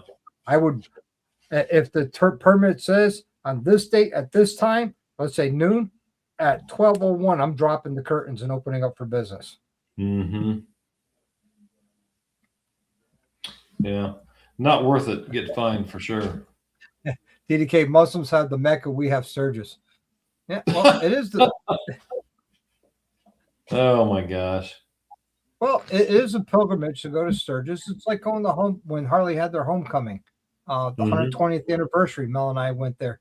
That was a great time. It was a great experience to be there. Met some amazing people. Talked to some amazing people out there that I normally would not have met. And that's the type of events I like to go to. I really, really do. I mean, the small rallies. I love the smaller rallies, like Gettysburg, like Smoky Mountain Bike. I enjoy those so much. I enjoy those more than the large rallies. Now, the large rallies have something the small rallies don't have, which are the major vendors, all the premier vendors, like Vance and Hines. You know, Vance and Hines, Clockworks, and yeah, there's other vendors selling Clockworks, but you're not going to find Brian Clock anywhere other than Daytona and Sturgis. Talking about Brian's a great guy. If you guys don't know who Brian Clock or never met Brian Clock, Brian is a great dude to hang out with, to talk with, a wealth of knowledge in choppers and windshields and everything. I've not met Brian yet, and we hope to have him on the podcast someday. But me too. I've been trying. Well, their place is in Mitchell, South Dakota. Have you ever been there? Yeah. Have you been to the Corn Palace? Waste of time and money. Anyone going through, you got to go see the Corn Palace. As a matter of fact, I said to Big Mike, I says, "Hey, get off here. We could go right to Clockworks." He goes, "Why? We'll see him." I says, "Yeah, but this is their headquarters, their manufacturing, everything. Let's go. They got the pre-Sturgis party going on right now." He's like, "Nope, we're gonna keep tracking." Okay. And I always joke. He says, "You always come out here." I says, "Or I could let you off." I says, "Bro, you're driving. I go where you go." Oh, I have my no gosh. choice. Yeah. No, I didn't run into TJ or his wife out there. Yeah, he turned in his 26 CVO for a bad boy. I understand why. I mean, that is a beautiful bike. It's a rear bike. It was made for a couple years. They only made like 1,800 of them. That was one of the last springers Harley came out with besides the Crossbones. And they were a limited run. They didn't number them, but they were limited. God, man, that's a beautiful bike too. Oh, I would love to have one of those. But I don't know if I could have gotten rid of a nice touring bike for that. I would have figured out a way to keep both. That's me.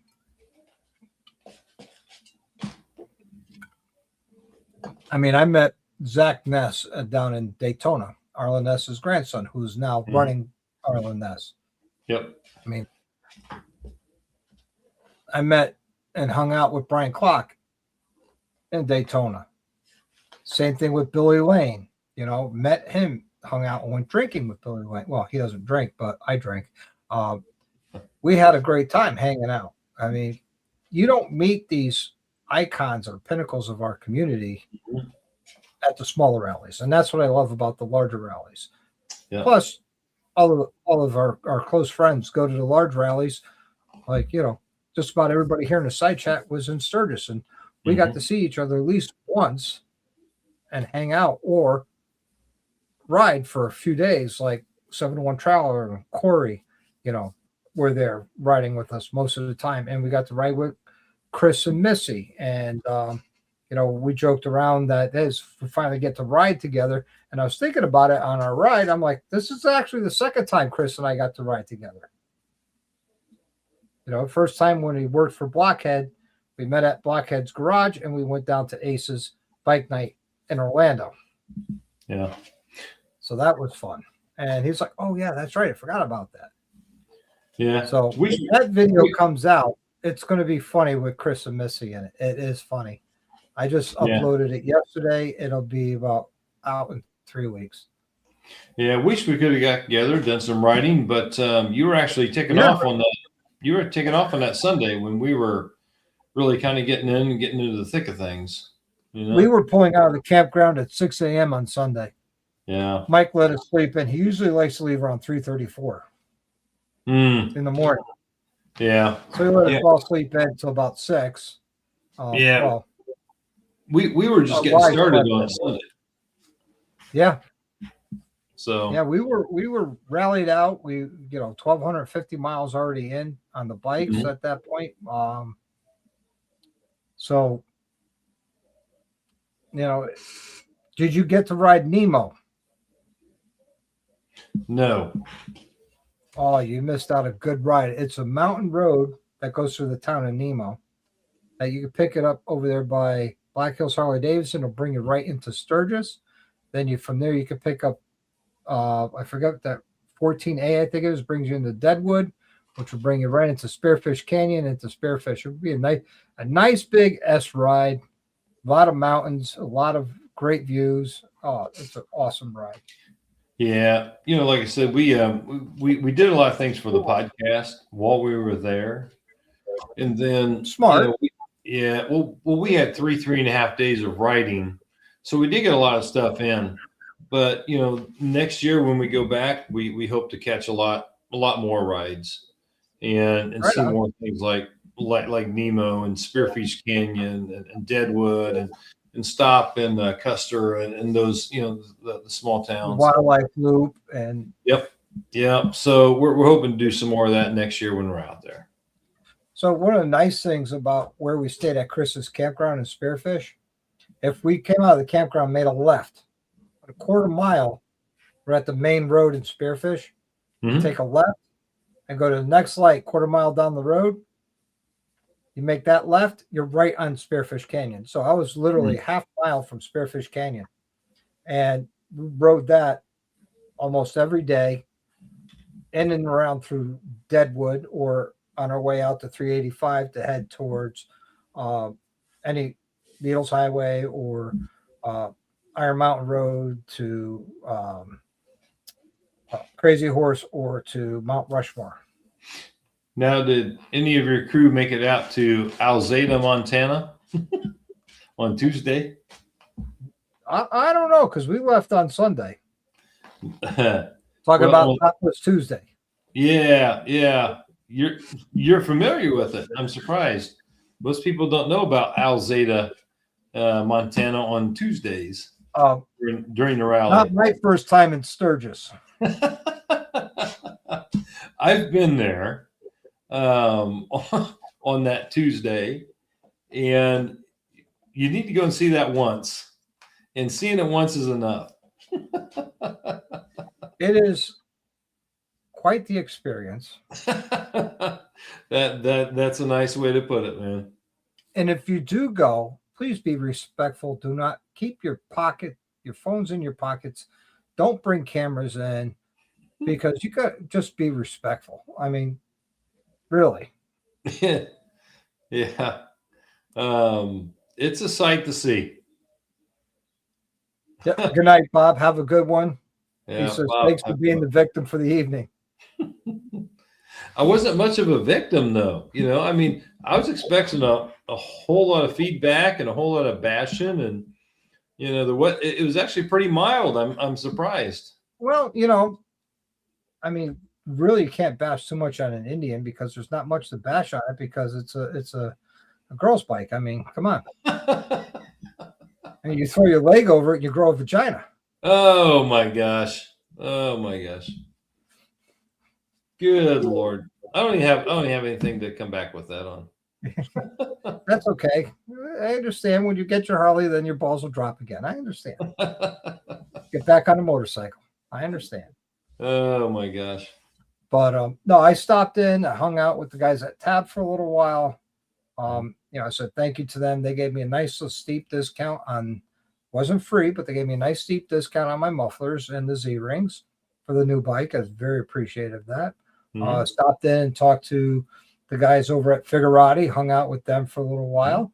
Love their products. I think it's an ingenious product that they make. The magnetic dipsticks to the magnetic oil filters. Now they coming out with a magnetic derby cover. Oh, wow. So that's pretty cool. And plus all the little biker jewelry that they have. And they started off as jewelers. So I've had them on my live in the past. They want to come back on, and they told them more than welcome. We'll set it up after the rally. Amsoil Adam wants to come on. Alan from Advan Black wants to come on. Tab wants to come on. The owner of SBC Performance wants to come on. So we're going to get all these people on the live and talk about their products and what they do. Sure. I mean, SBC, they, dial in your bike with their risers, their bars, their floorboards, their highway pegs, their engine guards, their back guards. Beautiful, beautiful pieces of artwork to go on your bike. You were talking about the magnetic derby cover. I just shot you a text that has a picture of my custom derby cover.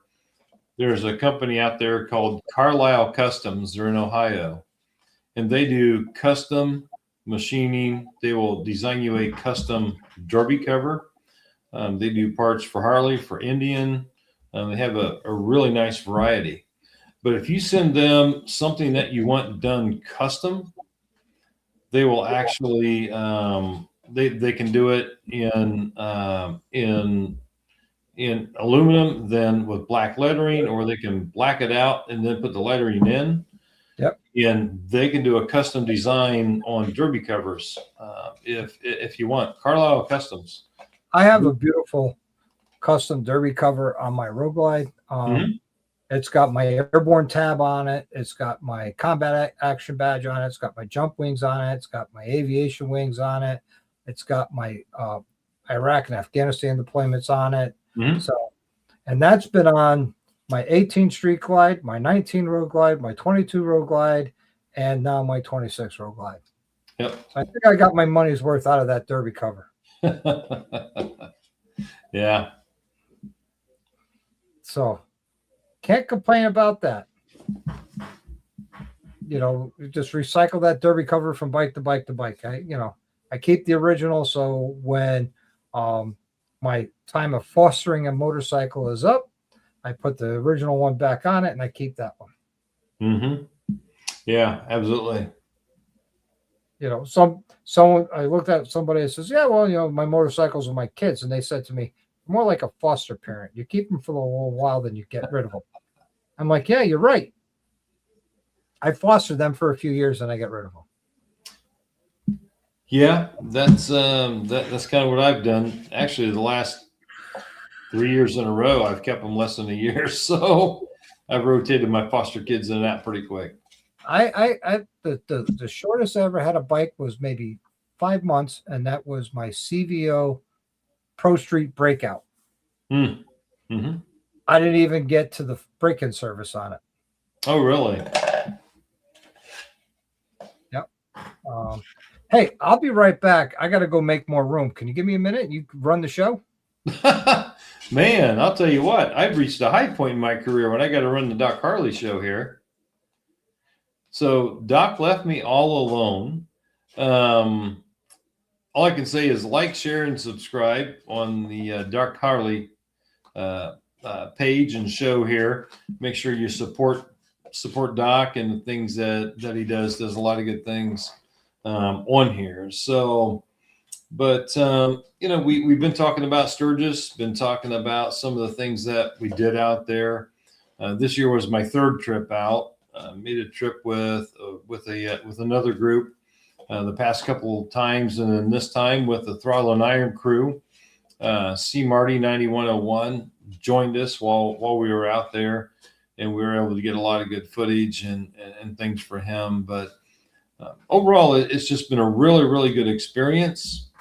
And all of the hubbub about the prices were too high, and and all of those things.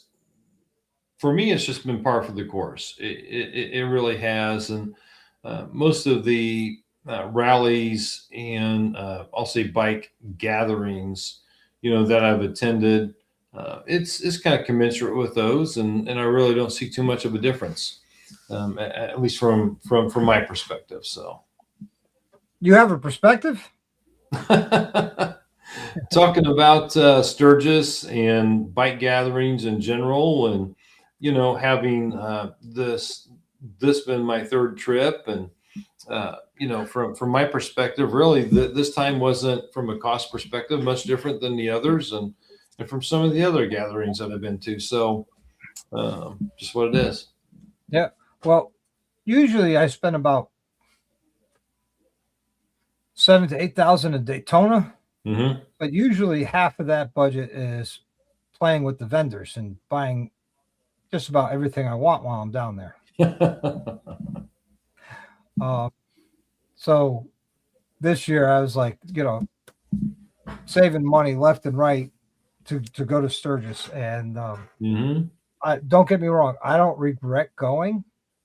I think it was a great time. I would definitely love to do it again if when the time and the finances permit. But I'm not going to sit there like this time last year. I committed to going to Sturgis and say, and everybody in the side chat will tell you, I was talked about. Yep, I'm doing Mob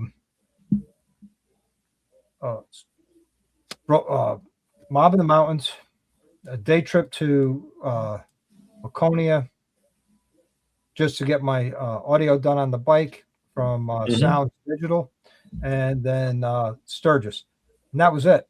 I mean, there's a day trip to go down to Indian Larry. I'm not going to go this year. I just don't feel like battling the Cross Bronx Expressway or the Brooklyn Bridge and going in and out of Brooklyn. Just don't feel like doing that. Yeah. I've been in the Bronx. I've been in Queens. So I completely understand. We did it for 3 years in a row. And every year they say, it's the last year. It's the last year. It's the last. And I'm not buying into it being the last year anymore. And I just don't want to go this year. Yeah. I mean, you get, 50,000 people there. People doing burnouts and donuts all over the place. And you got East Coastin', love East Coastin', great bunch of guys. They're there doing their stunt show. And, I'm over stunting, to be honest with you. I've seen so much of it, and that it's when I see it now, I'm like, okay, cool. And I move on. I just doesn't do it for me anymore. Yeah. I mean, I don't get me wrong. I give those guys a lot of credit for the amount of control they have over that motorcycle and the choices that they use, whether they're Dynas or a Sportster S or Pan American, believe it or not. Yeah. I've seen someone on the East Coast has got a Pan American. They're stunting. And baggers. I mean, large baggers. Yeah. So when I started riding, if you were stunting, you were riding a wheelie, right? I mean, that was about the extent of it. And of course, I popped wheelies and rode wheelies and did all that stuff, but nothing close to what they do today. And I am absolutely grateful and thankful that none of that stuff existed back in the 1980s, because I would have tried it and I probably would have killed myself. Yeah. No joke. But, I along with you, I have to admire their skill and the ability and the things that they do. To control yes, a 900-pound beast or a 600-pound beast, to have that type of control, I admire that. I think I give them all the credit in the world for that. I can't do not even 0.1% of what they can do. I don't even want to try. Yeah. It hurts. When I had Spaceball, having traction was my biggest problem until I put on nice sticky tires. And after that, keeping the front end down was my biggest problem, but I wasn't trying. All I was trying to do was trying to enjoy the power on the bike. Mm-hmm.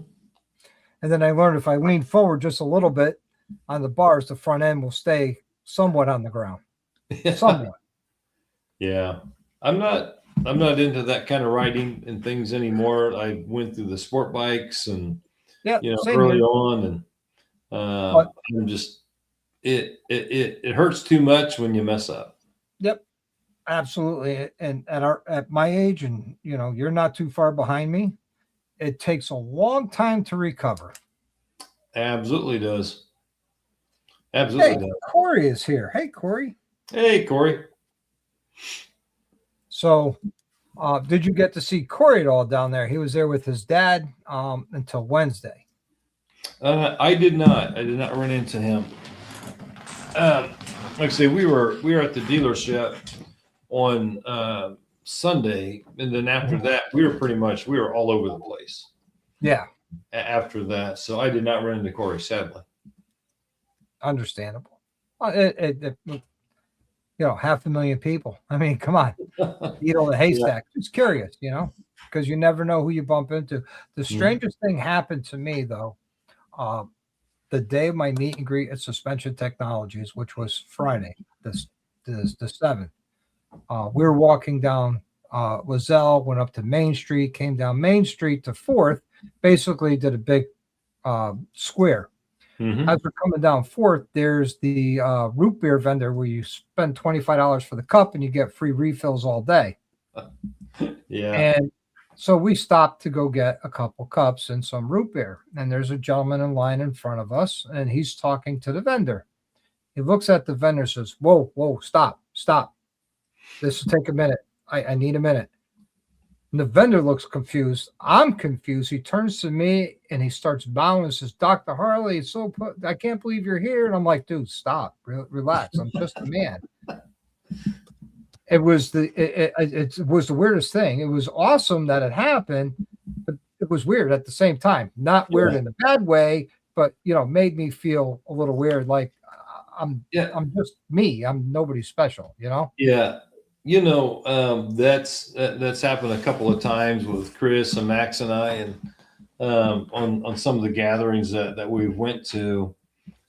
You're walking through the halls of the hotel, and they're like, "Hey, the Throttle Iron guys are here," and you get recognized. Yeah, and it's really, really odd, for someone to recognize you out in the wild like that.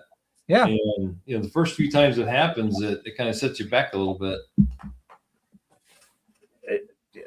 It happens more and more lately for me. Even in town, I work half days on Fridays during the summer, and I said, you know what, I'm going to go to Jersey Mike's, pick up lunch right here in town. And as I'm walking in, about 3 people, oh my God, Dr. Harley, you're here. And I'm like, yeah, I'm just here for lunch. All this fame and fortune hasn't gone to our heads, has it? No, we walked into Deadwood Harley Davidson, and I'm walking around doing some recording, and there's a couple guys that recognized me. So of course, I gave them stickers, a poker chip, and sat and talked with them for a while. I appreciate every single viewer, and if I meet them on the street or anywhere, I really appreciate that because let's face it, their viewing helps us out. Yeah. When we did our live broadcast from the dealership on Sunday, we had people, approaching us while we were doing the podcast saying, "Hey, we watch your podcast, every Tuesday, and we live in Michigan or we live in Pennsylvania or whatever it is." But yeah, we had people, pop up and say, "Hey, we watch you guys," and like I say, it's really, really odd. Especially when you're a nice feeling at the same time. Yeah. So really cool. Very, very appreciative of everyone who does watch. Yeah. See, Evil Rick says that Hog Rock a couple years back, a couple guys recognized my trike, not me, just the trike. You can't not recognize Evil Rick. Once you meet him once, you'll recognize him every time you see him. Salt of the earth right there. Yeah. Very Absolutely. Cool guy. So the trike XN has that trike now. So I mean, it's a great feeling, but also weird at the same time, because I don't do this to be famous. I don't do this for recognition. I started the channel trying to help people save money. From going to the dealer or to a repair shop. Also try to help people when I started doing product reviews. Okay, what's a good product? What's not a good product? And, go from there. And believe it or not, I have about a half a dozen videos that they sent me the product. I did a product review and they wanted to see the video before I posted it live. And I was like, yeah, you might not like this one. Huh. Too honest? Well, I'm going to be honest. They don't pay me to lie to people. And if they did, I would tell them, keep your money, keep your product. Mm-hmm. And believe it or not, out of those 6, 4 of them sent me a return tag to send the product back. Wow. And I'm like, no problem. Get this garbage out of my garage. Wow. And the other was like, hey, what do you think we could do to make it better? Yeah. I said, other than the obvious, using a better quality material. I got, this company sent me levers, and they were black, and I was like, okay, that's cool. They're black, and they were from my previous Road Glide, and I was going to do a nice review on them. And as I'm installing them, their coating is just flaking off. Oh no. So I was like, okay, I could get over that. And as soon as I used the brake lever bent. Oh no. It applied pressure to the brake, and then so if you had a panic stop, the lever came right to the grip. Oh no. So I said to them, you need to use something more than pot metal. Yeah. We actually work with BC Customs. Okay. Yeah, quite a bit. And of course, he can do Harley, he can do a variety of levers and custom paint, custom design. And I have a set of his shorties on the Pursuit. Mm-hmm. And I just ordered another set of his American series where it's the American flag painted into the lever. Oh, nice. He does a really nice job. Really nice job. Top notch quality stuff. If you put the link in the side chat, I could in the private chat, then I could post it up for everybody. So if they were looking for levers, I mean, I've had the Advan Black shorty levers on Spaceball, which was awesome. Yep, Advan Black makes a nice product. If you go to throttleiron.com, there's actually a link on there where you can send an inquiry, and it will go direct to BC Customs. We don't get anything for it. It's just a link. Oh, and okay. And it sends it right to BC Customs, and he'll contact you right back. Say, hey, what kind of bike you want? You want shorties? You want standard length? You want finger grooves? No finger grooves? Custom paint? And he'll do any custom design that you want. Oh, right on. Right on. That's good stuff. I mean, that's another bonus is I got to really work with a lot of people in the industry for our culture. And I really, really appreciate it. Like I'm getting Kemimoto reached out to me yesterday or 2 days ago. And I'm excited to be working with Kemimoto. First, they wanted to send me a speaker bar that goes on the handlebars. I told them I don't have a bike to put that on. If you want, you can send it to me, and I could wait until I get a customer that would want it. And they're like, well, how about these boots? I'm like, that would be great, but I don't wear that style boot. That's more for the sport bikes. I have a touring bike. And they're like, well, what do you think we have that you would use and do a good review on? I said, well, I would love some heated gear to prolong my riding season. So they're going to start with sending me a heated vest. So I'm looking forward to that coming in the mail. And of course, they want to see the video before I post it. They're going to offer a discount code and all that. Great. So I'm kind of excited that they actually reached out to me. Yeah. Well, I sent you a text of those American flag levers. You have to check it out whenever you get a chance.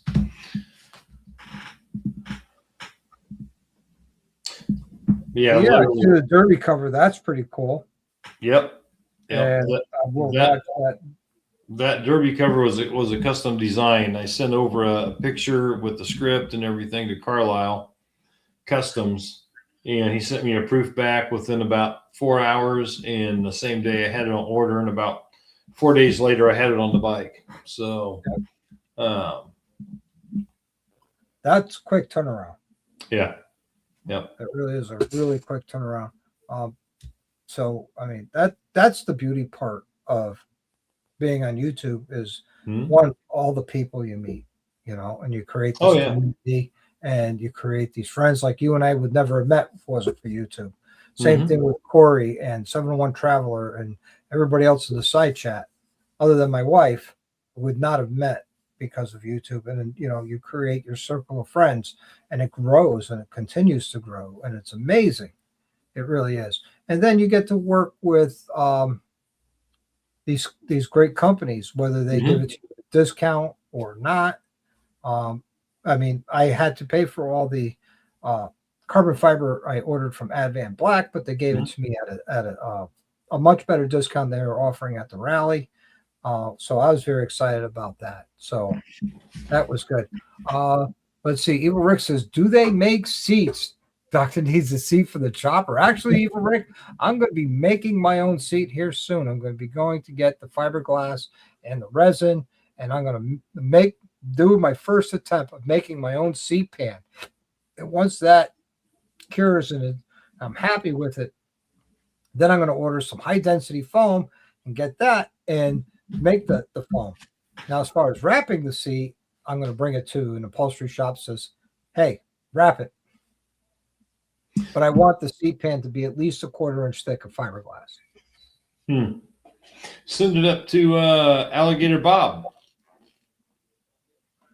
I don't know who that is.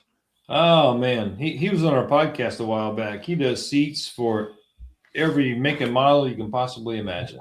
Well, also, except Mary, she's in the side chat. She's my wife's best friend from high school. That's how long they've known each other, and Mary's awesome. She's like a sister. Sorry, Mary. Oh man. Let's see. John says, I made some friends on YouTube. Found a lot of people give you crap for going 35. I always say, ride your own ride, Yeah. Always. Yeah. Ride your own ride. If you're only going 35, though, you'll probably be riding behind me somewhere. Yeah. And if that's what you want to do, there's nothing wrong with it. Nope. Nothing wrong with it at all. I have a customer who brings me his bike. He bought it brand new in 24. It's a beautiful bike. It's a 24 Street Glide. Right? Bought it brand new. Brings it to me every year. Puts about 300 miles on it. Wants me to do an oil change.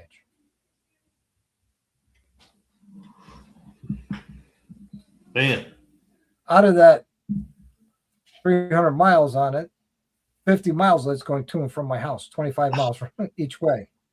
Wow. But that's what he likes to do.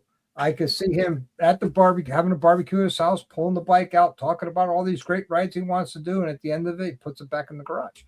And is there anything wrong with that? Absolutely not. If that's what he wants to do, hey, have at it. Enjoy it. Yep. It's your bike. It's your money. Do what you like with it. Yep. People are surprised at work who ride. They have old Victories, which the Polaris Indians were modeled after. But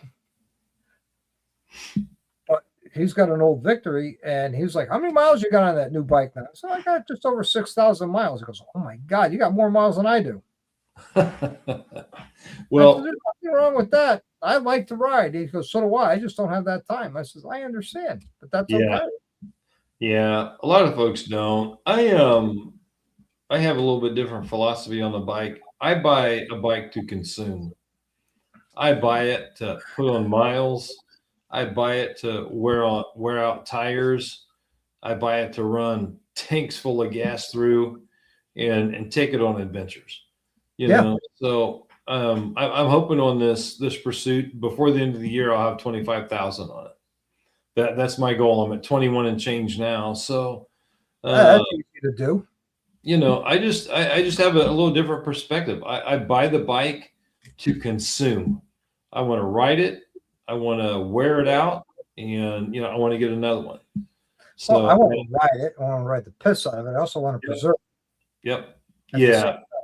Yeah. Now, I do take care of the bike. I do all the regular maintenance on it. I do all the things to it that'll make it last a lot longer. But I do buy it to consume it at the end of the day. And you know what?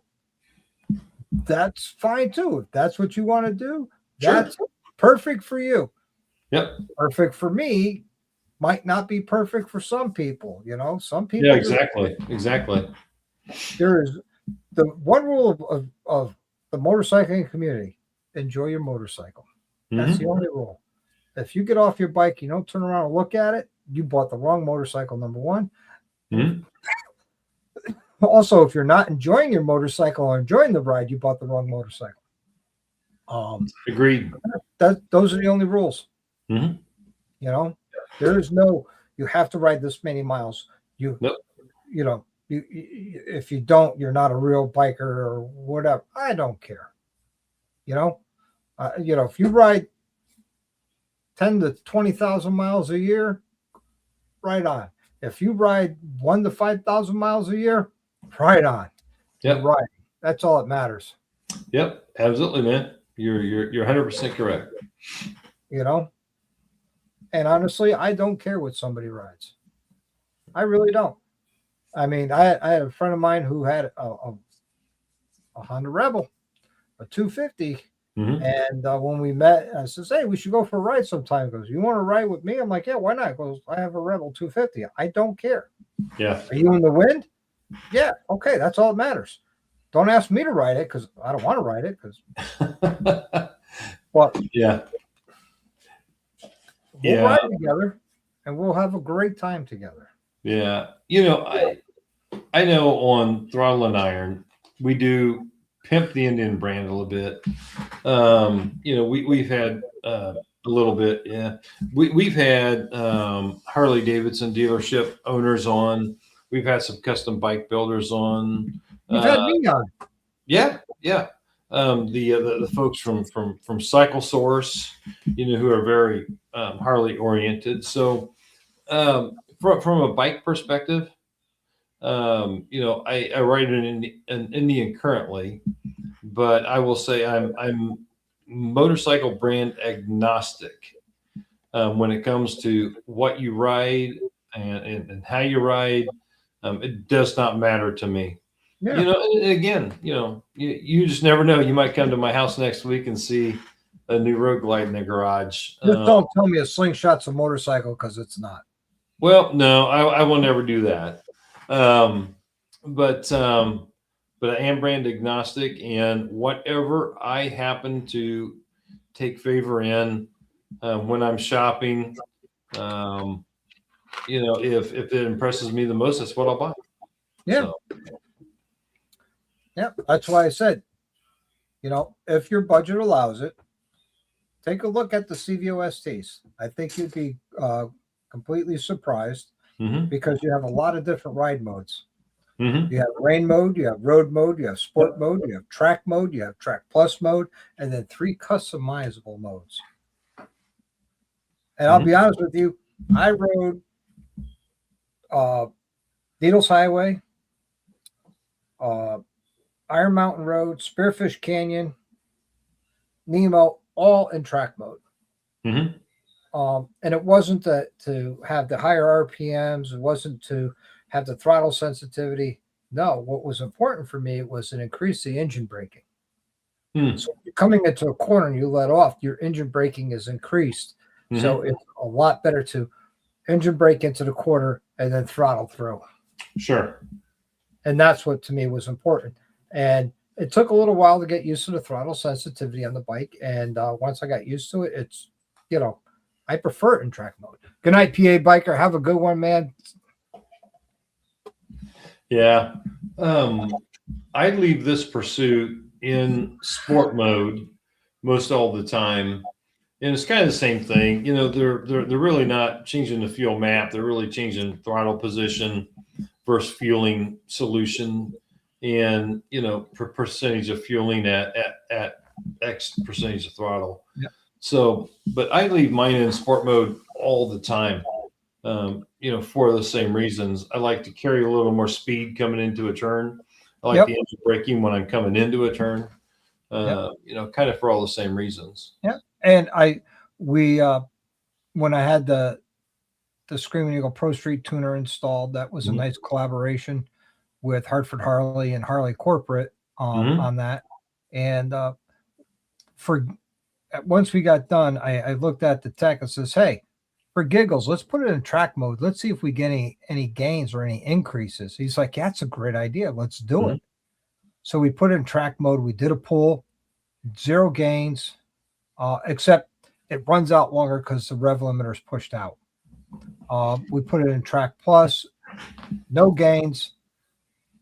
The rev limiter hit, the same as track mode, but the wheel speed increased because it gives you a higher wheel speed or speed limit.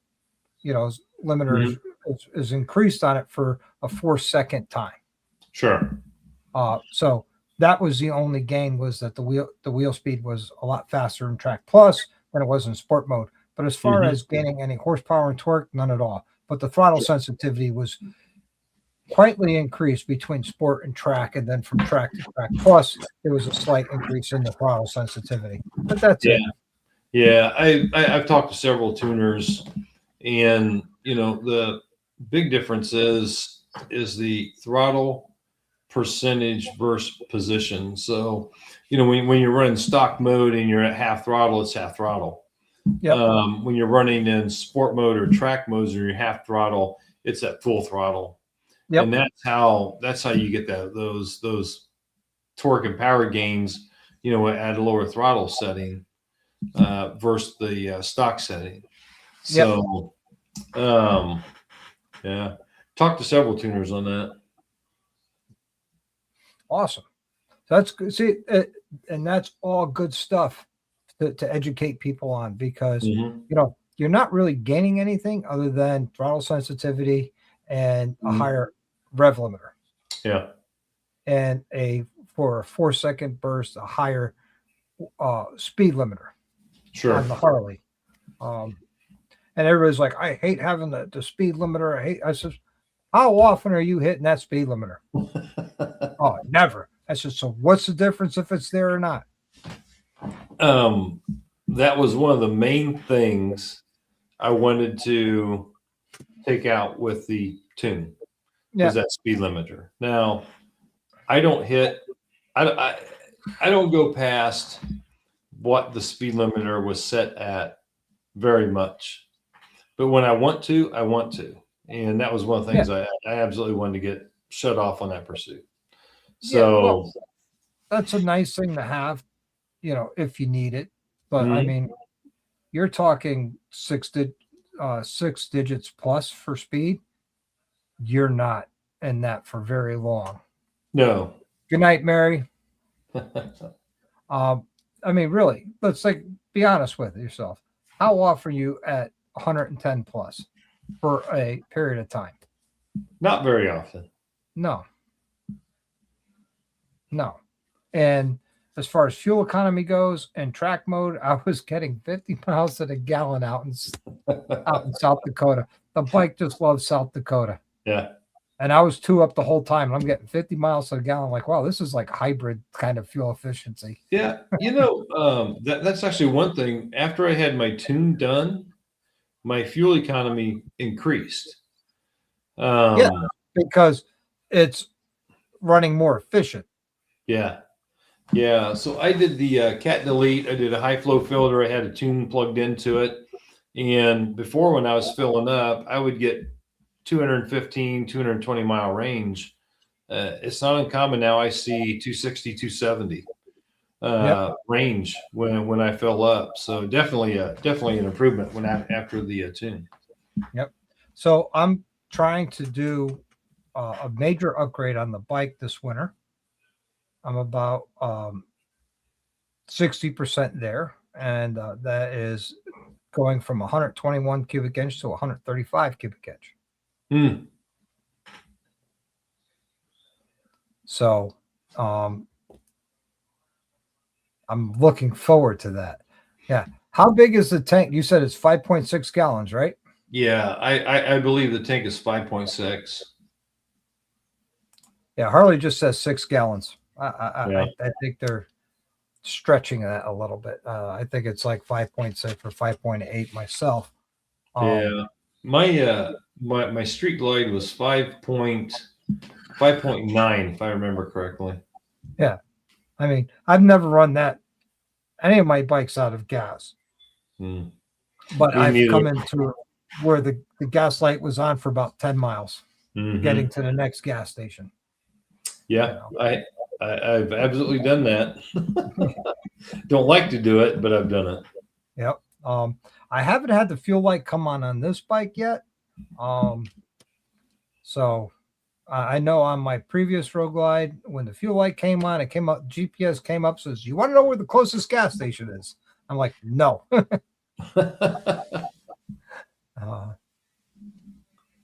Found out the hard way. In other words, he ran out of gas.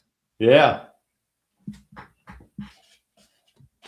But one of the best shorts I ever did was my buddy EJ met me at the house. We were going for a ride. We get 5 miles down the road. He's like, "I need gas." I'm like, I did a short. Don't be this guy. Show up for a ride and need gas within 5 miles. Oh man, that sucks. That view, that short got thousands of views. Whenever I'm going to a ride, I always stop and I fill up and try to squeeze a little extra in because I don't want to be the guy that has to stop. Yeah, you don't want to be that guy. Don't be that guy. Well, we're over 2 hours at this point, Les. I want to thank you very much for coming on. You're very welcome. Came up 100 yards short of the gas station. Oh man, that sucked. But I also want to give some shout outs here. Want to give shout out to Kelfire for giving up 6 joules. Really appreciate you. XAN with the 5 joules. Dying Breed with 2 joules. And then another 5 joules. Really appreciate you. And another big shout out to Jack H. The AV Traveler coming in with the 1999 super chat. I really, really appreciate you for doing that. Thank you so much. I'd like to thank everybody for being in the side chat. And Les, as always, I'm going to give you your final say. I don't know if you're aware of this, but I like to do this with my guests. You get your final words. Well, it's been a good time. I had expected to be roasted much more than what I was, and so I had put on some pretty thick skin and emptied out my IDFC folder and didn't really need it tonight. But no, I appreciate everybody out there, and to Doc's point, hey, go out and ride your ride. Don't care what you ride. It just matters that you're out there riding. So hope to see everybody out there on the road and at some of the events. And I've had a really good time tonight.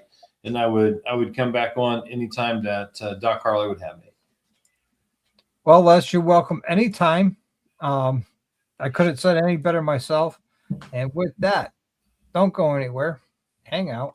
And for everybody else, as always, I want you to live the best life you can. I mean that from the bottom of my heart. Live your best life and ride often and ride hard.